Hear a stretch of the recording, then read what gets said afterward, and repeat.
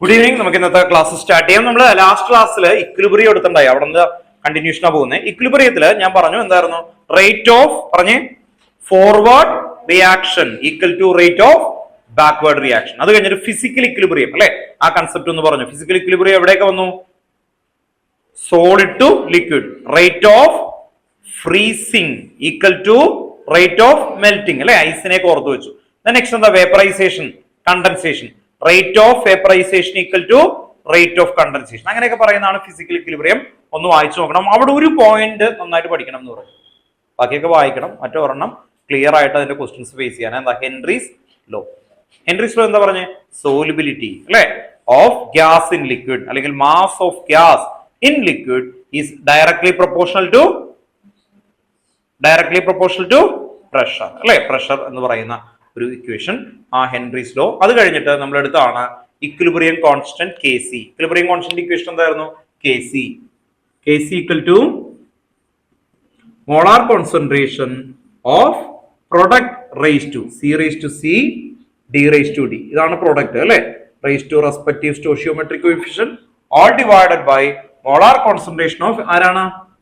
Reactant raise to respective പറയും stoichiometric coefficient.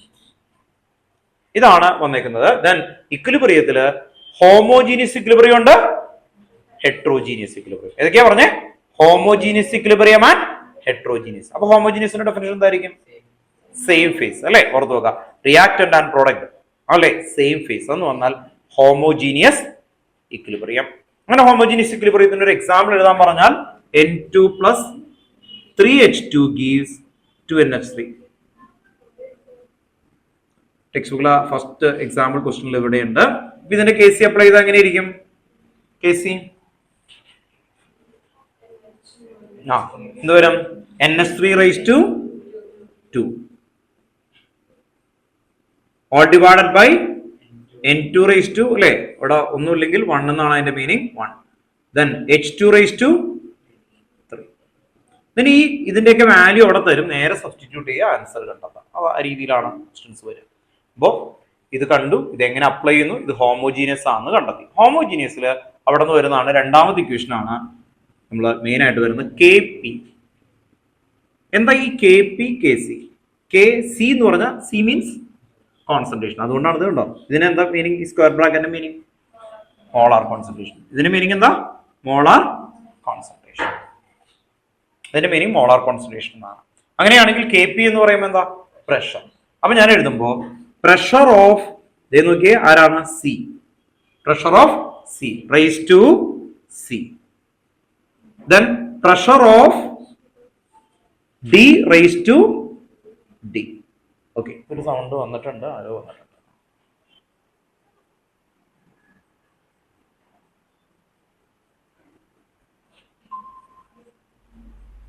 Pressure of D raise to D all divided by എന്ത് വരും? Pressure of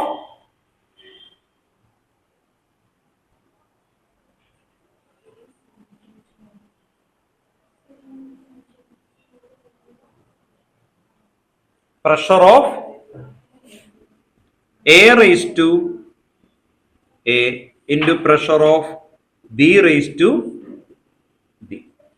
ഓർത്ത് നോക്കാം. അപ്പൊ രണ്ടാമത്തെ ഇക്വേഷൻ ഇത് പഠിച്ചു നോക്കണം. ദെൻ ഇവിടെ നിന്ന് തേർഡ് ഇക്വേഷനിലേക്ക് വരികയാണ്. അപ്പോ ഇതും തമ്മിലുള്ള വ്യത്യാസം എന്താ? ഇതിന്റെ മീനിങ് കോൺസെൻട്രേഷൻ, ഇതെന്തായിരുന്നു? പ്രഷർ. കേട്ടോ, ഓർത്ത് നോക്കാം. ദെൻ തേർഡ്, ഈ ചാപ്റ്ററിൽ വരുന്ന തേർഡ് ഇക്വേഷൻ എന്ന് പറയുന്നത് ഈ കെ പിയും കെ സിയും തമ്മിലുള്ള റിലേഷൻ ആണ്. So K P equal to K C into R T raise to delta N എന്ന് പറഞ്ഞ് K P equal to K C into R T raise to delta N. അപ്പൊ ആർ എന്താണ്? Universal gas constant. Universal gas constant അത് fixed value ആണ്, നിങ്ങൾക്ക് തരും. കേട്ടോ, ഓർത്തോക്കാം.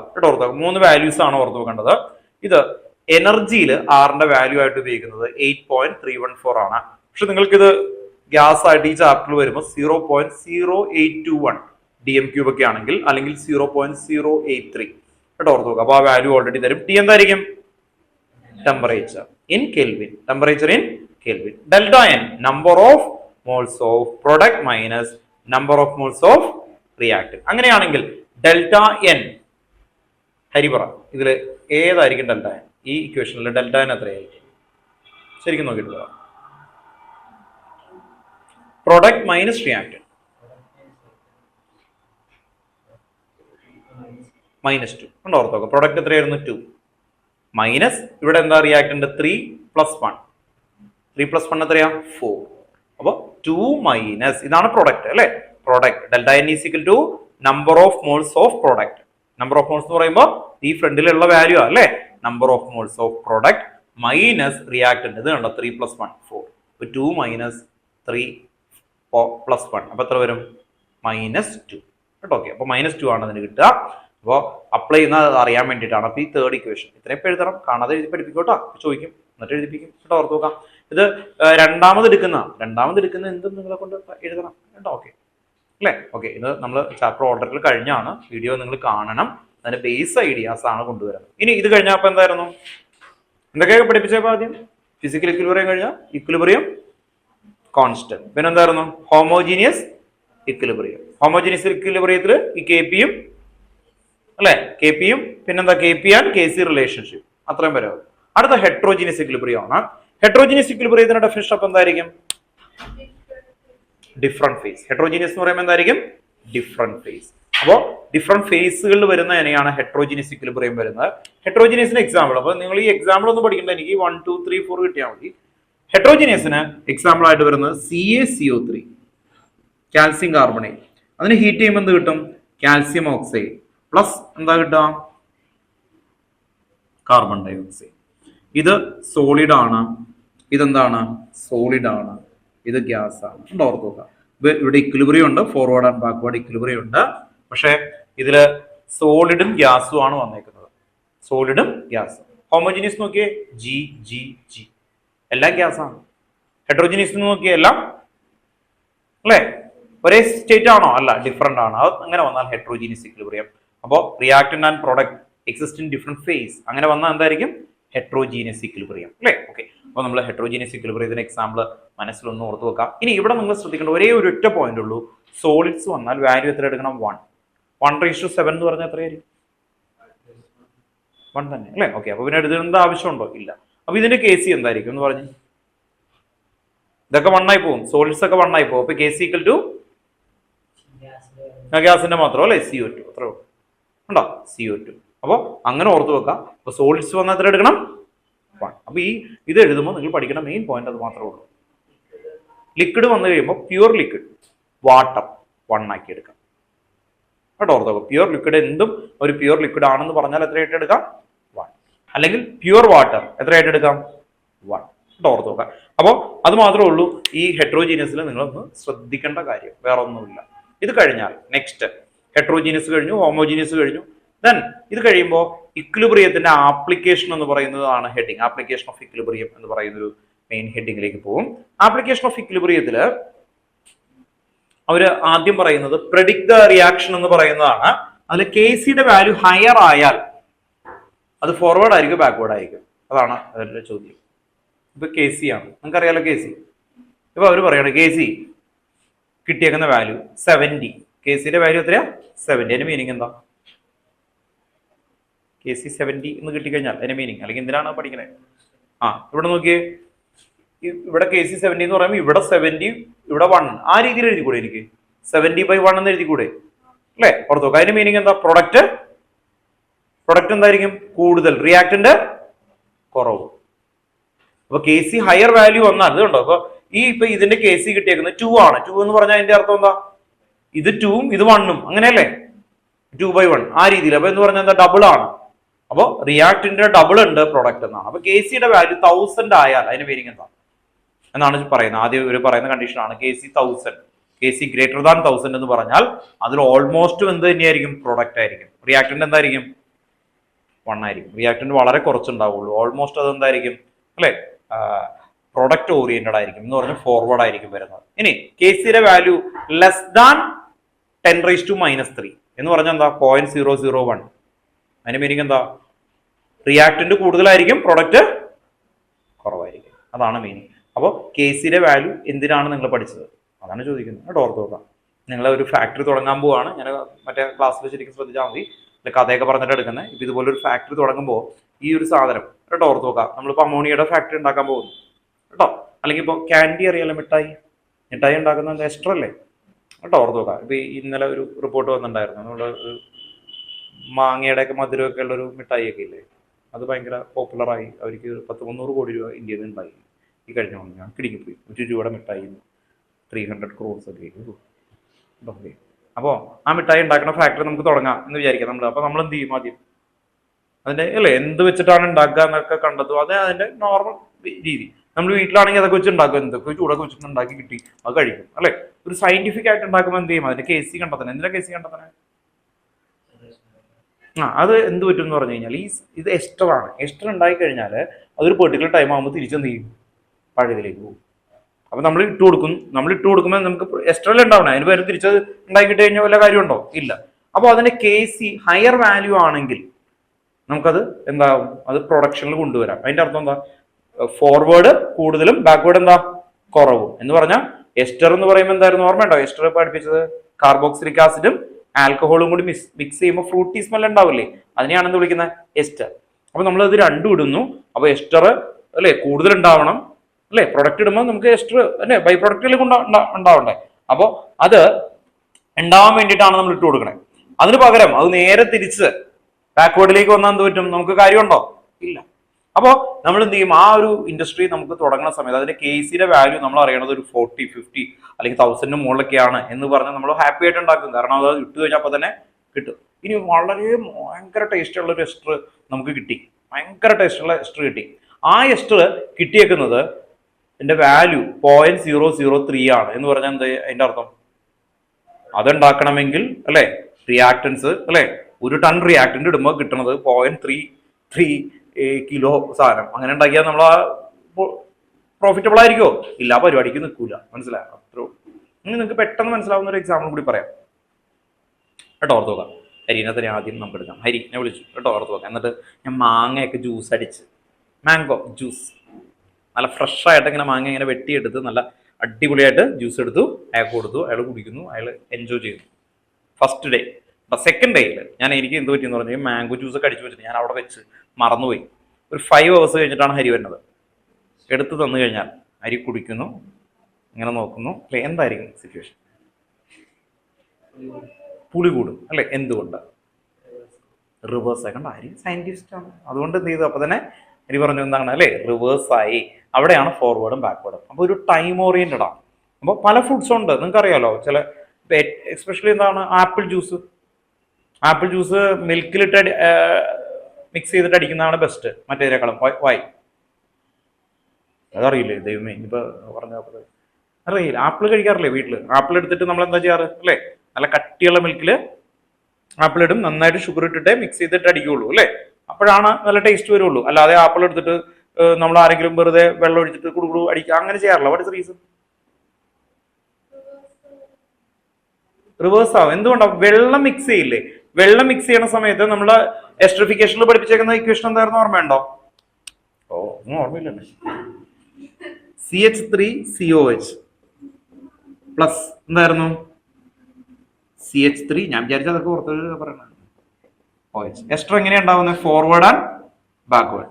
CH3COO CH2 CH3 plus എന്തുണ്ടാവും? H2. ആപ്പിൾ ഇവിടെ എടുത്തു കൊണ്ടുവന്നിരുന്നു, കുറെ വെള്ളം ഒഴിക്കുന്നു, മനസ്സിലായി? നന്നായിട്ട് വെള്ളം ഒഴിക്കുന്നു. അപ്പൊ എന്ത് പറ്റും? വെള്ളം ഇതായിട്ട് കൂടിക്കഴിഞ്ഞാൽ എന്ത് പറ്റും? ബാക്ക്വേർഡ് അടിച്ച് തിരിച്ചു വരും. വെള്ളം പരമാവധി മാറ്റിക്കഴിഞ്ഞാൽ, വെള്ളം ഒട്ടുമില്ലെങ്കിൽ എന്ത് ചെയ്യും? റിയാക്ഷൻ നടക്കുമോ? ഇല്ല. അതുകൊണ്ടാണ് ഡ്രൈ ഫ്രൂട്ട്സ് കേട്ടോ അങ്ങനെ ഒരു സാധനം എന്ത് ചെയ്യും അവര്? ഫ്രൂട്ട് എന്ന് പറഞ്ഞ എസ്റ്റർ അല്ലേ, അതിനെ വെള്ളത്തിന് മുഴുവൻ മാറ്റി വയ്ക്കും, ഡീഹൈഡ്രേറ്റ് ചെയ്ത് വെള്ളം കംപ്ലീറ്റ് കളയും. പിന്നെ അവന് തിരിച്ച് ഇതിലേക്ക് പോകാൻ പറ്റുമോ? ഇല്ല. അതുകൊണ്ടാണ് ഡ്രൈ ഫ്രൂട്ട്സ് വെക്കുന്നത്. അല്ലെങ്കിൽ ചീത്തയായി പോവും. ഡ്രൈ ഫ്രൂട്ട്സ് എന്ന് പറഞ്ഞ് കേട്ടില്ലേ? കാര്യമായിട്ട് വയ്ക്കുക. ഡ്രൈ ഫ്രൂട്ട്സ് ഉണ്ട് ഇഷ്ടംപോലെ കടയിൽ. അത് അപ്പൊ ഈ ഡ്രൈ ഫ്രൂട്ട്സ് എന്ന് പറയുന്ന സമയത്ത് അതിൽ എന്ത് ചെയ്യും? വാട്ടർ റിമൂവ് ചെയ്താൽ എസ്റ്റർ ആയിട്ട് തന്നെ നിൽക്കും, ഇപ്പുറത്തേക്ക് പോകില്ല, ബാക്ക്വേർഡ് വരില്ല. അല്ലാതെ എത്ര നന്നായിട്ട് വെള്ളം അടിച്ച് എടുത്തിട്ട് വെള്ളം അടിച്ച് മിക്സ് ചെയ്യുന്ന ആ ജ്യൂസിൽ എപ്പോഴും അല്ലെ ടൈം കഴിയും തോറും അതെന്തായി മാറും? അതുകൊണ്ടാണ് ആപ്പിൾ മിക്സ് ചെയ്യുമ്പോൾ നമ്മൾ എങ്ങനത്തെ മിൽക്കിൽ മിക്സ് ചെയ്യും, നല്ല കട്ടിയുള്ള അല്ലെ, വാട്ടർ കണ്ടന്റ് കുറവുള്ളതിൽ മിക്സ് ചെയ്ത് അപ്പൊ തന്നെ കുടിക്കുമ്പോൾ അതിന്റെ ആ ടെക്സ്ചർ ഒക്കെ കറക്റ്റ് ആയിട്ട് നമുക്ക് കിട്ടും കേട്ടോ, ഓർത്ത് നോക്കാം. അല്ലെങ്കിൽ അത് എന്ത് ചെയ്യും, ചീത്തയായി പോകും കേട്ടോ, ഓർത്ത് നോക്കാം. ചോദിച്ചു എത്തനോൾ മാത്രമല്ല, അല്ലാതെ കണ്ടമാനം ആൽക്കഹോൾ എഡിബിൾ ആണ്, പക്ഷെ മെത്തനോൾ എഡിബിൾ അല്ല, അത്രേ ഉള്ളൂ. വാറ്റ് ഉണ്ടാക്കുന്നത് എന്ന് പറയുന്നത് ഫെർമെന്റേഷൻ പ്രോസസ്സാണ്. അപ്പൊ അതിലും പറഞ്ഞത് വാറ്റ് എന്ന് പറയുന്ന സമയത്ത് ഈ പറയുന്ന ഇതുമായിട്ടേ ബന്ധമില്ല. പഞ്ചസാര C12 H22 O11 ഇത് എന്ന് പറയുന്ന സമയത്ത് കേട്ടോ, ഓർത്ത് നോക്കുക. ഇത് എന്ന് പറയുന്ന സമയത്ത് ഗ്രേപ്സ് ആണെന്ന് കരുതാം. ഗ്രേപ്സ് അല്ലെങ്കിൽ കെയിൻ ഷുഗർ എന്നൊക്കെ പറയുന്നതാണ്. അതിൽ നമ്മൾ വാട്ടർ ആഡ് ചെയ്യും, വാട്ടർ. അങ്ങനെ വാട്ടർ ആഡ് ചെയ്ത് ഗ്രേപ്സ് ചെയ്ത് കഴിഞ്ഞാൽ അതിൽ നിന്ന്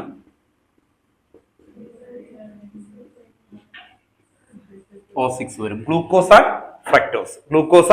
ഫ്രക്ടോസ്. അപ്പൊ കെയിൻ ഷുഗർ വാട്ടർ ആയിട്ട് മിക്സ് ചെയ്ത് കഴിയുമ്പോൾ എന്ത് കിട്ടും, ഗ്ലൂക്കോസ് ആൻഡ് ഫ്രക്ടോസ് ആ വരുന്നത്. എന്ന് പറഞ്ഞാൽ നമ്മള് ഗ്രേപ്സ് എടുത്തിട്ട് അടിച്ചു കഴിയുമ്പോൾ അതിൽ മിക്സ് ചെയ്യുമ്പോൾ അതിൽ നിന്ന് ഗ്ലൂക്കോസ് ആണ് ആദ്യം വരുന്നത്. അതിന് ബെസ്റ്റ് എക്സാമ്പിൾ, റൈസ് എടുത്ത് വായിലിട്ട് ചവച്ച് കഴിഞ്ഞ് കഴിഞ്ഞാൽ റിപ്പീറ്റഡ് ആയിട്ട് ച്യൂ ചെയ്ത് കഴിഞ്ഞാൽ എന്ത് പറ്റും, നമ്മുടെ സലൈവയില് ആ രണ്ട് സലൈവറി അമൈലേസ് ആൻഡ് വാട്ടർ അത് മിക്സ് ചെയ്തിട്ട് എന്ത് വരും, ഗ്ലൂക്കോസ് വരും. അപ്പൊ നല്ലൊരു മധുരം തോന്നും നന്നായിട്ട് ച്യൂ ചെയ്ത് കഴിഞ്ഞാൽ. എന്ന് പറഞ്ഞാൽ റൈസ് എന്ന് പറയുന്ന സമയത്ത് അതിൽ കൂടുതലായിട്ട് വരുന്നത് എന്താണ്, ആക്ച്വലി ഈ കണ്ടന്റ് സ്റ്റാർച്ച് ആണ്. അതിൽ സ്റ്റാർച്ച് ബ്രേക്ക് ചെയ്തിട്ട് അവൻ എന്താക്കും, ഗ്ലൂക്കോസ് ആൻഡ് ഫ്രക്ടോസിലേക്ക് വരും. അപ്പൊ സ്റ്റാർച്ച് അല്ലെങ്കിൽ അങ്ങനെയുള്ള എന്തും നമുക്ക് യൂസ് ചെയ്യാം, അത് കിട്ടും. അടുത്ത പ്രോസസ്സിലാണ് ഇവിടെ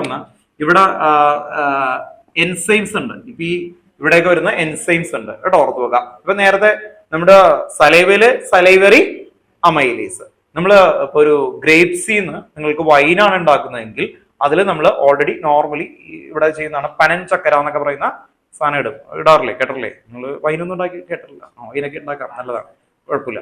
അപ്പോൾ അതിൽ നോർമലി നാച്ചുറൽ ആയിട്ടുള്ള എൻസൈംസ് ഉണ്ട്. ആ എൻസൈംസ് ആണ് ഇൻവെർട്ടേസ് ആൻഡ് സൈമേസ്. എന്തായിരുന്നു പഠിക്കാനുള്ളതാണ് അടുത്ത വർഷം, അതുകൊണ്ടാണ് അത്ര ഡീറ്റെയിൽ ആയിട്ട് പറയണത് കേട്ടോ.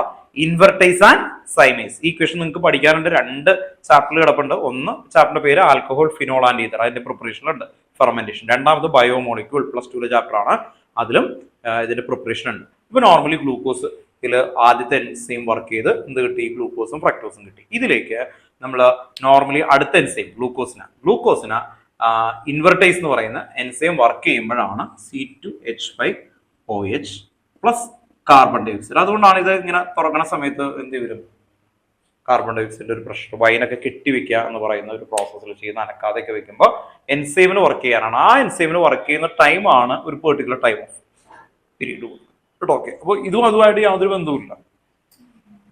ഈ എസ്റ്ററിനെ ബ്രേക്ക് ഡൗൺ ചെയ്ത് കഴിയുമ്പോൾ എന്ത് കിട്ടുന്നുണ്ട്, ഗ്ലൂക്കോസ് കിട്ടുന്നുണ്ട്. ആ ഗ്ലൂക്കോസ് യൂസ് ചെയ്തിട്ടാണ് അത് വർക്ക് ചെയ്യുന്നത്. അപ്പോൾ പഴങ്ങളിൽ നിന്ന് അത് കിട്ടാനായിട്ടുള്ള കാരണം അതാണ്. പിന്നെ എസ്റ്റർ അതുപോലെ തന്നെ നിൽക്കുമ്പോഴാണ് അതിൻ്റെ ഒരു സ്മെല്ല് വരും, എസ്റ്റർ ആ വരുന്ന സമയത്ത്. അപ്പൊ അങ്ങനെയുള്ള വരുന്നത് ഇപ്പൊ ഗോവ എന്നൊക്കെ പറയുന്ന സ്ഥലങ്ങളുണ്ട്. അപ്പൊ അവിടെയൊക്കെ ആ ഒരു പെർട്ടിക്കുലർ ഇതിന്റെ ഇപ്പൊ ഫ്ലേവർ പോലെ വരുവാനായിട്ട് എന്ത് ഇടും, ഈ സാധനം ഇടും. അപ്പൊ അതിന്റെ ഫ്ലേവർ വരും എന്ന് പറഞ്ഞാൽ ആ ഒരു ഫ്രൂട്ടിന്റെ ഫ്ലേവർ വരുന്നത് അതുകൊണ്ട് എക്സ്ട്രാ ആയിട്ട് തന്നെ നിൽക്കും സ്ഥലത്ത് കേട്ടോ. ഓക്കെ, പുറത്ത് വെക്കാം. പിന്നെ ആൽക്കഹോൾ ഇൻജൂറിയസ് ടു ഹെൽത്ത് ആണ് കേട്ടോ. ഓക്കെ, യൂസ് ചെയ്യാൻ പാടില്ല കേട്ടോ. എന്നൊക്കെ പറഞ്ഞ ആപ്പിൾ ഫിസിൽ ആപ്പിളിന്റെ എസ്റ്റർ ആണ് ഇട്ടേക്കുന്നത്, വേറെ ഒന്നുമില്ല. ആപ്പിളിന്റെ കെമിക്കൽ എസ്റ്റർ ആണ്, അത് ആൽക്കഹോൾ അല്ല കേട്ടോ. ആൽക്കഹോളായിട്ട് യാതൊരു ബന്ധവുമില്ല. എന്താണ് എസ്റ്റർ സ്മെല്ലിന് വേണ്ടിയിട്ട് നമുക്ക് ഉണ്ടാക്കുന്ന പല എന്താണ് ഡ്രിങ്ക്സുകളിലും ഇതിട്ട് കേട്ടോ. ഓക്കെ, അപ്പൊ ഇത് ഓക്കെ അല്ലേ? ഇവിടെ വരെ ഓർത്ത് നോക്കുക. Kp = Kc × RT⁻Δn. അപ്പോ ഹോമോജീനിയസ് ഹെട്രോജീനിയസ് ഇക്വിലിബ്രിയം വന്നു. ദെൻ ഇത് പഠിക്കുന്നതിന്റെ പർപ്പസ് ഞാൻ പറഞ്ഞു. ദെൻ അതാണ് ആപ്ലിക്കേഷൻ ഓഫ് ഇക്വിലിബ്രിയത്തിൽ. ആദ്യം പറഞ്ഞു എന്താണ് Kc, ഹയർ വാല്യൂ വന്നാൽ അതെന്താ, പ്രൊഡക്റ്റ് ഓറിയന്റഡ്. ലോവർ വാല്യൂ വന്നാൽ അതിനു വേണ്ടിയിട്ടാണ്, അവിടെയാണ് ആപ്ലിക്കേഷൻ. രണ്ടാമത്തെ application QC and Kc. QC എന്ന് പറഞ്ഞാൽ റിയാക്ഷൻ കോഷ്യന്റ്, Kc എന്ന് പറഞ്ഞാൽ ഇക്വിലിബ്രിയം. രണ്ടും ഒന്നാണ്. അപ്പൊ പിന്നെ സെപ്പറേറ്റ് പഠിക്കുന്നത് QC KC. ഒന്ന് എക്സ്പെരിമെന്റൽ ആണ്, മറ്റേത് തിയറിറ്റിക്കലി ആണ്. അങ്ങനെ പറഞ്ഞാൽ ഓർത്ത് നോക്കുക. കഴിഞ്ഞ ക്ലാസ്സിൽ ഞാൻ പറഞ്ഞു എന്നാണ് എന്റെ ഓർമ്മ. നമ്മളൊരു ബുക്കൊക്കെ എടുക്കുന്ന സമയത്ത് ബുക്കിന്റെ ലെങ്ത് 10 സെന്റിമീറ്റർ, ദെൻ അതിനേക്കാളും കുറഞ്ഞു ഇതായിട്ട് മെഷർ ചെയ്ത് നോക്കി, അങ്ങനെ വരുന്നതിനെയാണ് QC എന്ന് വിളിക്കുന്നത്. അപ്പോൾ ഇത് രണ്ടും ഈക്വൽ ആയാൽ എന്തായിരിക്കും? എഴുതിയേക്കുന്നത് റൈറ്റ് ആണ്, തിയറട്ടിക്കലും റൈറ്റ് ആണ്, ഇതും റൈറ്റ് ആണ്. അതുപോലെ കെ സി എന്ന് പറഞ്ഞൊരു സബ്സ്റ്റൻസിന്റെ തരുന്നു, നമ്മളത് എക്സ്പെരിമെന്റിൽ ചെയ്ത് നോക്കുമ്പോൾ അതിന്റെ വാല്യൂ ഡിഫറെന്റ് ആണ് എങ്കിൽ അതിന് നമ്മൾ എന്ത് വിളിക്കും? Q C. അപ്പോൾ കെ സി ക്യു സി രണ്ടിന്റെയും ഇക്വേഷൻ സെയിം ആണ്, ഇതേ ഇക്വേഷൻ തന്നെയാണ് വരുന്നത്. അപ്പോൾ കെ സി ക്യു സി അത് രണ്ടും ഈക്വൽ ആയ ഇക്വിലിബ്രിയം. ഇനി ക്യു സി കുറഞ്ഞു കഴിഞ്ഞാൽ ഫോർവേഡ്. ക്യു സി കുറഞ്ഞു കഴിഞ്ഞാൽ എന്തായിരിക്കും? ഫോർവേഡ്. അപ്പോൾ Q C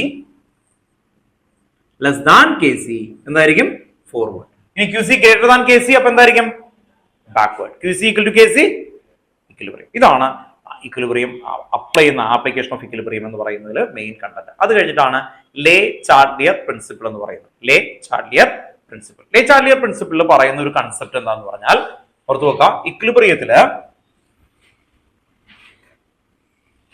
factors affecting equilibrium. കേട്ടോ, ഓർത്തു വെക്കുക. ഇക്വിലിബ്രിയത്തിന്റെ ഫാക്ടേഴ്സ് അഫക്റ്റിംഗ് ഇക്വിലിബ്രിയം എന്നുള്ളൊരു കൺസെപ്റ്റ് ആണ് കൊണ്ടുവരുന്നത്. ഫാക്ടേഴ്സ് എന്ന് പറയുമ്പോൾ 5 ഫാക്ടേഴ്സ് ആണ്. ഒരുമിച്ച് പറയണം കേട്ടോ. ഫാക്ടേഴ്സ് ചോദിക്കുമ്പോ കോൺസെൻട്രേഷൻ. ഫസ്റ്റ് ഫാക്ടർ എന്താ? കോൺസെൻട്രേഷൻ. സെക്കൻഡ് വരുന്നത് ടെമ്പറേച്ചർ. Temperature, pressure. മൂന്നെണ്ണം ഓർമ്മയല്ലോ. ഏതൊക്കെയായിരുന്നു? Concentration, temperature, pressure. ഓക്കെ അല്ലേ? നെക്സ്റ്റ് അടുത്ത് വരുന്നത് addition of inert gas. Addition of inert gas. Then catalyst. Catalyst കേട്ടോ, ഓർത്ത് നോക്കുക. അങ്ങനെ 5 ഫാക്ടേഴ്സ് എന്ന് പറഞ്ഞു നോക്കി ചോദിക്കുമ്പോൾ. Concentration, temperature, inert gas, sorry ഇല്ല വേറെ, കോൺസെൻട്രേഷൻ, ടെമ്പറേച്ചർ, പ്രഷർ, പിന്നെന്തായിരുന്നു? Inert gas, catalyst. ഇവിടെ ഓർത്ത് നോക്കാം. അങ്ങോട്ട് മാറിയോണ്ടൊന്നും കുഴപ്പമില്ല. ഏകദേശം 5 ഫാക്ടേഴ്സ് ഓർത്ത് നോക്കണം. നന്ദന തുടങ്ങി ഞാൻ പറഞ്ഞു.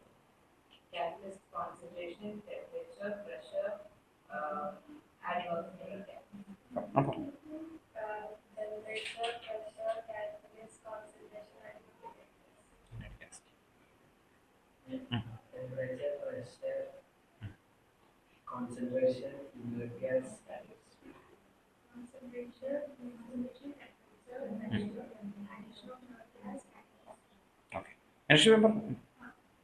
Concentration, temperature, pressure, gas. Addition of inert gas പറഞ്ഞു, catalyst.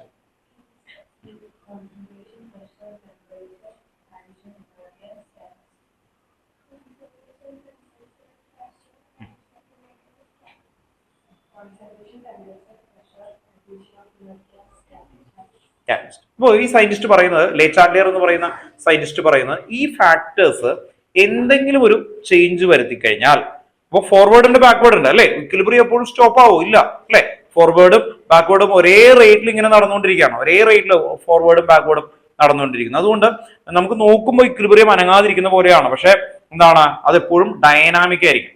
ഡൈനാമിക് ആയിരിക്കും.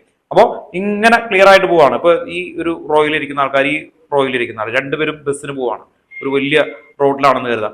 അപ്പോ ഈ 2 ബസ്സിന്റെയും സ്പീഡ് സെയിം ആണെന്ന് കരുതാം അല്ലെ. ഓക്കെ, ഇയാള് അപ്പുറത്തേക്ക് നോക്കുമ്പോൾ അവരെ കാണുന്നുണ്ട്, അവർ ഇപ്പുറത്തേക്ക് നോക്കുമ്പോൾ നിങ്ങളെ കാണുന്നുണ്ട്.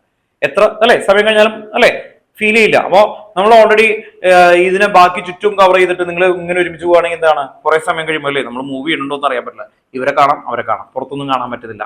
എങ്കിൽ അത് അനങ്ങാതിരിക്കുന്ന പോലെ നമുക്ക് ഫീൽ ചെയ്യുന്നു. അപ്പോൾ നോർമലി അതാണ് ഇവിടെയും പറയുന്നത്. അപ്പോൾ ഇക്വിലിബ്രിയം ഇങ്ങനെ ഫോർവേഡ് ഇങ്ങനെ പോകുന്ന പോലെ നിൽക്കുകയാണ്. ആ സമയത്താണ് ചേഞ്ച് വരുന്നത്, ഫാക്ടേഴ്സ് ചേഞ്ച് ചെയ്യാണ്. ആ ഫാക്ടേഴ്സിൽ ഫസ്റ്റ് അവർ പറയുന്നതാണ് കോൺസെൻട്രേഷൻ. പിന്നെ എന്തായിരുന്നു? ടെമ്പറേച്ചർ. ഇതിൽ സിമ്പിൾ ആയിട്ട് പഠിക്കാൻ നോക്കുക. ടെക്സ്റ്റ് ബുക്കിലെ വേർഡ് കുറച്ച് കട്ടിയാണ്, അത് പിന്നെ പകരം സിമ്പിൾ ആയിട്ടുള്ള ഇതാണ്. ഇവിടെ ഒന്ന് ശ്രദ്ധിച്ചോട്ടോ. ഈ കൈ, ഇത് റിയാക്ടന്റ്. ഇതെന്തായിരുന്നു? റിയാക്ടന്റ്. ഇത് പ്രോഡക്റ്റ് എന്ന് പറഞ്ഞ്, ഇത് പ്രൊഡക്റ്റ് കേട്ടോ. എളുപ്പത്തിന് പറയാൻ വേണ്ടിയിട്ടാണ്. ടെക്സ്റ്റ് ബുക്കിലെ വേർഡ് വായിക്കാം. ഇതെന്തായിരുന്നു? പ്രൊഡക്റ്റ്. ഇനി ശ്രദ്ധിച്ചോ, ഇത് രണ്ടും ഈക്വൽ ആയിട്ട് അല്ലേ. നിങ്ങൾ ഇങ്ങനെ വണ്ടി ഓടിക്കുന്ന പോലെ ഇങ്ങനെ പോയിക്കൊണ്ടിരിക്കുകയാണ്. ഈക്വൽ കേട്ടോ, ഓർത്ത് നോക്കാം. ഇങ്ങനെ പോയാൽ ഇക്വിലിബ്രിയം, ഇങ്ങനെ പോകുമ്പോൾ എന്താ? ഇക്വിലിബ്രിയം. ക്ലിയർ? ഓർത്ത് നോക്കാം. ഇനി ഇതാണ് റിയാക്ടന്റ്. ഇതിന്റെ കോൺസെൻട്രേഷൻ കൂട്ടി, ഇങ്ങനെ കൂടിക്കഴിഞ്ഞാൽ ഈ ഡയറക്ഷൻ ഏതായിരിക്കും? ഇവിടെ നിന്ന് ഇങ്ങനെ മുകളിൽ നിന്ന് താഴേക്ക് പോകാൻ പറ്റുള്ളൂ. ഫോർവേഡ് ആണോ ബാക്ക്വേർഡ് ആണോ? Reactant to product. Reactant to product എന്താന്ന് പറയൂലേ? ഫോർവേഡ്. അപ്പൊ ഇതെന്തായിരിക്കും? ഫോർവേഡ്. അപ്പൊ റിയാക്ടന്റ് കോൺസെൻട്രേഷൻ കൂട്ടിക്കഴിഞ്ഞാൽ എന്തായിരിക്കും? ഫോർവേഡ്. റിയാക്ടന്റ് കോൺസെൻട്രേഷൻ കുറച്ചാ ബാക്ക്വേർഡ്. ദെൻ ഇപ്പൊ ഇങ്ങനെ വന്ന ഇക്വിലിബ്രിയം ആയി അല്ലേ. ഓർത്ത് നോക്കാം. ഇനി പ്രൊഡക്റ്റ് കുറച്ചാ ഫോർവേഡ്. കണ്ടോ ഇങ്ങനെയാണ് അല്ലേ. ഓർത്ത് നോക്കാം. എപ്പോഴും ഹയർ ടു ലോവറേ പോകാൻ പറ്റുള്ളൂ. ഓർത്ത് നോക്കാം. ദെൻ ഇക്വിലിബ്രിയം ആണ്. ഇനി ഇതെന്താ, പ്രൊഡക്റ്റിന്റെ കോൺസെൻട്രേഷൻ കൂടി, അപ്പൊ എന്തായിരിക്കും ബാക്ക്വേർഡ്. കണ്ടോ, ബാക്കിലേക്ക് വരും, ബാക്ക്വേർഡ്. ഇങ്ങനെ ഓർത്ത് വെക്കാം, ഇവിടെ ഓർത്ത് വെക്കാം. ഇനി അതിന് പകരം ടെക്സ്റ്റ് ബുക്കിലെ വേർഡ് നല്ല വേർഡാണ് ആക്ച്വലി. ഇപ്പൊ ഈ കൺസെപ്റ്റ് മനസ്സിലായല്ലോ. അപ്പോൾ റിയാക്ടിന്റെ കോൺസെൻട്രേഷൻ കൂട്ടി കഴിഞ്ഞാൽ എന്ത് പറ്റും, ഫോർവേഡ്. കണ്ടോ, ഓർത്തൊക്കെ മനസ്സിലിങ്ങനെ ആലോചിച്ച് കൊണ്ടുവരും. അതിന് പകരം അവർ പറയുന്ന വേർഡ് ഒന്ന് വായിക്കാം, ടെക്സ്റ്റ് ബുക്കിലെ വേർഡ് ഒന്ന് വായിച്ചേക്കാം, കേട്ടോ, ഓർത്ത് നോക്കാം. ഒന്നല്ലെങ്കിൽ ആ വേർഡ് പഠിക്കുക, അല്ലെങ്കിൽ നിങ്ങളിപ്പോൾ പറയാം reactant concentration increases it become forward, reactant concentration decreases backward. എന്ന് ഓർത്ത് നോക്കുക. ഇങ്ങനെ വെച്ച് ഓർത്ത് വെച്ച് സിമ്പിൾ ആയിട്ട് പറയാൻ പറ്റും, കേട്ടോ. ഓക്കെ, ഇനി ഇവരുടെ ടെക്സ്റ്റ് ബുക്കിൽ ഈ ഒരു കൺസെപ്റ്റിന് അവർ പറഞ്ഞേക്കുന്ന ഒരു വേർഡ് ഉണ്ട്, അതൊന്ന് വായിക്കാം. Effect of concentration change, text ബുക്കിലെ വേർഡ് വായിക്കാം. The concentration stress of an added reactant product is relieved by net reaction in the direction that consume that added a substance. ഇതാണ് ഇതിന്റെ meaning. The concentration stress of an added reactant or product. Concentration stress of added reactant എന്ന് പറഞ്ഞാൽ എന്താ, reactant concentration കൂടുന്നു, or product concentration, പ്രൊഡക്റ്റിന്റെ concentration കൂട്ടാം, റിയാക്ടിനെ കൂട്ടാം, പ്രൊഡക്റ്റിനെ കൂട്ടാം. ഈസ് റിലീവ്ഡ് ബൈ, റിലീവ് ആവുന്നത് by net reaction in the direction that consume the added substance. എന്ന് പറഞ്ഞാൽ എവിടെയാണോ ആഡ് ചെയ്തേക്കുന്നത് അതനുസരിച്ച് റിലീവ് ചെയ്യും എന്നാണ് പറയുന്നത്, കേട്ടോ, ഓർത്ത് നോക്കുക. ഇങ്ങനെയൊക്കെ പഠിക്കേണ്ട ആവശ്യമില്ല, കേട്ടോ, ഓർത്ത് നോക്കുക. അപ്പൊ നിങ്ങൾ വളരെ സിമ്പിൾ ആയിട്ട് പറയാം, റിയാക്ടൻ കോൺസെൻട്രേഷൻ ഇൻക്രീസ് ചെയ്താൽ ഫോർവേഡ്, റിയാക്ടൻ കോൺസെൻട്രേഷൻ ഡിക്രീസ് ചെയ്താൽ ബാക്ക്വേർഡ്. അതാണ് ഇതിന്റെ പേര്. ഇനി അടുത്ത വേർഡ് അവര് റിമൂവ് ചെയ്യുന്നതിൻ്റെതാണ്. The concentration stress of an a removed reactant or product is relieved by net reaction in the direction that replenished the removed substance. Other word, when the concentration of any of the reactant or product of the reaction at equilibrium is changed, the composition of the equilibrium mixture changes so as to minimize the effect of concentration change. ഇതാണ് എഴുതി വെച്ചേക്കുന്നത്, കേട്ടോ, ഓർത്തോക്കെ. അപ്പൊ റിപ്ലെനിഷനും അതൊക്കെ പറഞ്ഞാൽ ആയ കൂടി confuse ആക്കണ്ട, ഇങ്ങനെ ചോദിക്കുമില്ല. അതുകൊണ്ട് നിങ്ങൾക്ക് വരുന്നത് ഒരു റിയാക്ടന്റ് വരും, എന്നിട്ട് അതിന്റെ കോൺസെൻട്രേഷൻ കൂട്ടി ഇൻക്രീസ് ചെയ്യണം. അങ്ങനെയാണെങ്കിൽ അതെന്താവും എന്നുള്ള രീതിയിലാണ്, കേട്ടോ. ഓക്കെ, അപ്പോൾ ഈ കൺസെപ്റ്റ് ക്ലിയർ ആണല്ലോ, കേട്ടോ, ഓർത്തോക്കെ. അപ്പൊ ഞാൻ ഈ വേർഡിലാണ് എഴുതി തന്നിരിക്കുന്നത്. ഇപ്പൊ ഞാൻ ഈ പറഞ്ഞില്ലേ, ആ വേർഡിലാണ് ഞാൻ എഴുതി തന്നിരിക്കുന്നത്, ടെക്സ്റ്റ് ബുക്കിലെ വേർഡിലല്ല. ഇനി അടുത്തതാണ് അവർ പറയുന്നത്, കോൺസെൻട്രേഷൻ കഴിഞ്ഞ് കഴിഞ്ഞിട്ട് നെക്സ്റ്റ് പറയുന്നതാണ് പ്രഷറാണ് ആക്ച്വലി വരുന്നത്. പ്രഷർ എന്ന് പറയുമ്പോൾ ഓർത്തു വെക്കുക, ഒറ്റ വേർഡ് പഠിച്ചാൽ മതി പ്രഷറിന്. Number of moles higher to lower എന്ന് പറഞ്ഞേ, number of moles higher to lower. അപ്പൊ പ്രഷർ സിസ്റ്റത്തിൽ അപ്ലൈ ചെയ്യുമ്പോൾ number of moles higher to lower. Text ബുക്കിൽ വലിയ വേർഡും ഒരു അര പേജ് ഒക്കെയാണ് കൊടുത്തേക്കുന്നത്, ഒന്നും വേണ്ട. എന്താ ഒറ്റ വേർഡ് എന്ന് പറഞ്ഞേ, higher mole to lower mole. Direction എങ്ങനെയായിരിക്കും, direction higher mole to lower mole. നോക്കാം, ഈ ഗ്രൂപ്പിനോട് ചോദിക്കാം. ഇതില് ഈ സിസ്റ്റത്തില് ഞാൻ പ്രഷർ അപ്ലൈ ആണ്, ഇത് ഫോർവേഡ് ആയിരിക്കും ബാക്ക്വേർഡ് ആയിരിക്കും, ഇതാണ് ക്വസ്റ്റ്യൻ ടെക്സ്റ്റ് ബുക്കിൽ. ഹയർ മോൾ ടു ലോവർ എന്ന് പറഞ്ഞാൽ ഫോർവേഡ് ആണോ ബാക്ക്വേർഡ് ആണോ? വെരി ഗുഡ്, കണ്ടോ, ഫോർവേഡ്. ഒറ്റ സെക്കൻഡിൽ പറയാം, അപ്പോൾ പഠിക്കാൻ എളുപ്പം. കാരണം ഇവിടെ 3+1 എത്രയാ, 4. കണ്ടോ, ഇവിടെ ടോട്ടൽ 4 അല്ലേ, 4 മോൾ. എങ്ങനെയാ 4 മോൾ കിട്ടിയെന്ന് മനസ്സിലായോ? ഇവിടെ 3 ഉണ്ട്, ഇവിടെ ഒന്നുമില്ല എന്ന് പറഞ്ഞാൽ 1 എന്നാണ് അർത്ഥം, അല്ലേ? ഓക്കെ, അപ്പൊ 3+1 4. ഇവിടെ എത്രയുണ്ട്, 2 മോൾ. ഓക്കെ, അപ്പൊ ഇവിടെ ഈ സിസ്റ്റത്തിൽ ഞാൻ പ്രഷർ അപ്ലൈ ചെയ്യുമ്പോൾ ഹയർ മോൾ ടു ലോവർ മോൾ എന്ന് പറഞ്ഞ ഈ ഡയറക്ഷൻ എന്താണ്, ഫോർവേഡ്. കൺസെപ്റ്റ് ഓക്കെ അല്ലേ? ഓക്കെ, അപ്പൊ അങ്ങ് അത് മാത്രം ഓർത്ത് വെച്ചാൽ. ഇനി ടെമ്പറേച്ചർ, അടുത്ത ഫാക്ടർ എന്തായിരുന്നു, ടെമ്പറേച്ചർ. 5 ഫാക്ടേഴ്സ് ഉണ്ടായിരുന്നു അല്ലേ? ഓക്കെ, അയ്യോ ഓൺലൈൻ നിങ്ങളോട് ചോദിച്ചില്ല അല്ലേ, വിഷമിക്കണ്ട, ഇപ്പൊ വരാട്ടോ. ഓക്കെ, ഇനി അടുത്ത ടേമിൽ നിങ്ങളോടൊക്കെ ചോദിക്കും കേട്ടോ, അപ്പൊ ഒന്ന് ശ്രദ്ധിച്ചിരിക്കാം.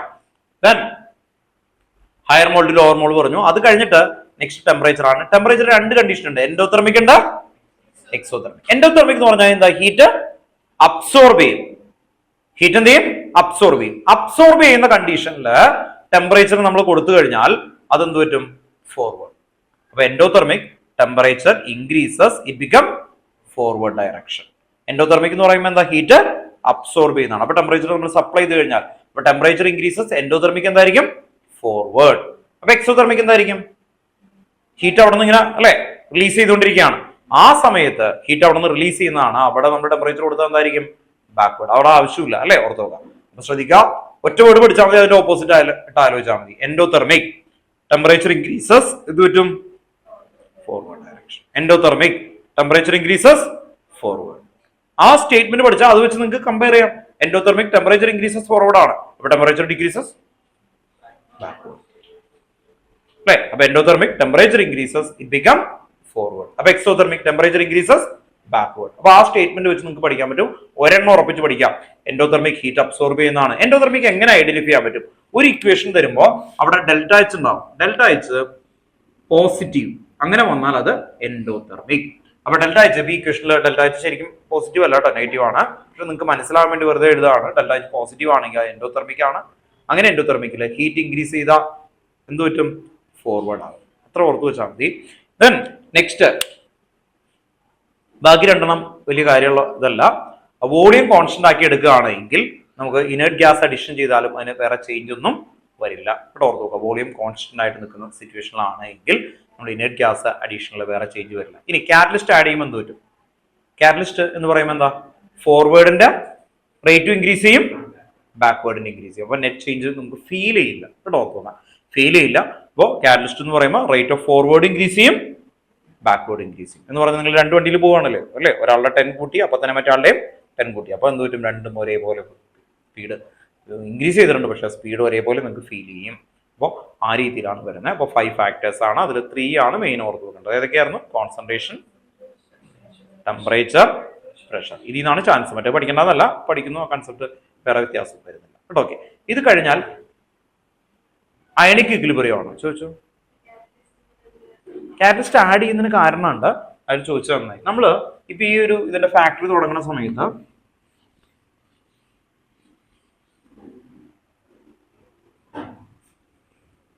ഈ ഒരു ഇക്വേഷൻ ആണ്. ഇതിന്റെ ഫാക്ടറി തുടങ്ങുന്ന സമയത്ത് നമ്മൾ എന്താ ചെയ്യാന്ന് പറഞ്ഞു കഴിഞ്ഞാൽ, നമുക്ക് കൂടുതൽ എന്ത് ഉണ്ടാവണം? അമോണിയയുടെ പ്രൊഡക്ഷൻ ഉണ്ടാവണം അല്ലെ? അമോണിയയുടെ പ്രൊഡക്ഷൻ ഉണ്ടാവണം. അതിന് വേണ്ടിയിട്ടാണ് നമ്മൾ ചെയ്യുന്നത്. അപ്പൊ നമ്മൾ ആദ്യത്തെ പരിപാടി എന്താ ചെയ്യാന്ന് പറഞ്ഞാൽ, ഇവിടെ നോക്ക്, ഇത് ഇക്വിലിബ്രിയം അല്ലേ? ഈ N2H2 അതാണ് റിയാക്ടന്റ്, അത് കൂടുതൽ ഇടും.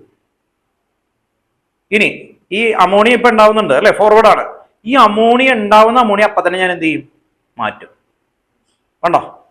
ഐഡിയ മനസ്സിലായി? ഇതാണ് ഫോർവേഡ്. വീണ്ടും എന്ത് ചെയ്യും? താഴേക്ക് വരും. അപ്പൊ എന്ത് ചെയ്യും? സ്പീഡ് അല്ലെ? ഉണ്ടാവുന്ന എല്ലാ അമോണിയ ബാക്ക്വേർഡിലേക്ക് പോകാനായിട്ട് അതിന് സമയം കൊടുക്കൂല. അതിന് മുമ്പ് അമോണിയനെ മാറ്റിക്കൊണ്ടിരിക്കുക. അപ്പൊ അമോണിയയുടെ കോൺസെൻട്രേഷൻ കുറഞ്ഞുകൊണ്ടിരിക്കുകയാണ്. ഇങ്ങനെ നിൽക്കും. ഈ സമയത്ത് ഞാൻ കാറ്റലിസ്റ്റ് ഇടും. അപ്പൊ ഹൈ സ്പീഡിൽ എന്തുണ്ടാവുന്നുണ്ട്? പ്രൊഡക്റ്റ് ഉണ്ടാവുന്നുണ്ട്. ഓൺ സ്പോട്ട് നമ്മൾ മാറ്റിക്കളയും. അപ്പൊ എന്ത് പറ്റും? ഫോർവേഡ് ആയിട്ട് തന്നെ നിർത്തും. ബാക്ക്വേർഡ് ഉണ്ടാവുന്ന അതിന്റെ റേറ്റ് എന്ത് ചെയ്യും? അല്ലെ? അതിന് തിരിച്ചു പോകാനായിട്ട് നമ്മൾ മാറ്റാത്ത രീതിയിൽ തന്നെ മെയിൻറ്റെയിൻ ചെയ്യാൻ നോക്കും. അങ്ങനെ ഒപ്റ്റിമം ടെമ്പറേച്ചർ, ഒപ്റ്റിമം പ്രഷർ, ആ വേർഡ് ഉപയോഗിക്കാൻ കാരണം എന്താ? ഒപ്റ്റിമം എന്ന് പറഞ്ഞാൽ എന്താ? ഒരു ആവശ്യമുള്ളത്. ആ ഒപ്റ്റിമം ടെമ്പറേച്ചർ ആണ് ആക്ച്വലി വരിക. ഒപ്റ്റിമം 723 അങ്ങനെയൊക്കെ ചില ടെമ്പറേച്ചറുകളും ഇതുണ്ട്. ഇതിനാണെങ്കിൽ 280 അങ്ങനെ കറക്റ്റ് ആയിട്ട് പ്രഷറും ടെമ്പറേച്ചറും ഒക്കെ ഉണ്ട് ഈ ഹേബർ പ്രോസസ് എന്ന് പറയാം. അപ്പൊ ആ രീതിയിൽ. അതേപോലെ കാറ്റലിസ്റ്റ്, ഇനി കാറ്റലിസ്റ്റിന്റെ അതിൽ തന്നെ വീണ്ടും പ്രൊമോട്ടർ ഉണ്ട്. ഇതിന് കാറ്റലിസ്റ്റ് എന്ന് പറയുന്ന അയൺ ഓക്സൈഡാണ്. അതിൽ മോളിബ്ഡിനം പ്രൊമോട്ടർ അതൊക്കെ വെച്ച് കൊടുക്കും. എന്താ ഈ കാറ്റലിസ്റ്റും പ്രൊമോട്ടറും തമ്മിലുള്ള വ്യത്യാസം എന്താ? പ്രൊമോട്ടർ ഒരു എക്സാമ്പിൾ പറഞ്ഞാൽ നിങ്ങൾക്ക് കിട്ടും. ബൂസ്റ്റിന്റെ പ്രൊമോട്ടറാണ് സച്ചിൻ എന്ന് പറഞ്ഞാൽ എന്താണ്? സച്ചിൻ ക്രിക്കറ്റർ അല്ലേ? ബൂസ്റ്റ് എന്ന് പറയുന്ന ഒരു കമ്പനിയുടെ പ്രൊമോട്ടറാണ് ശരിക്കും. എന്ന് പറഞ്ഞാൽ മീനിങ് എന്താ?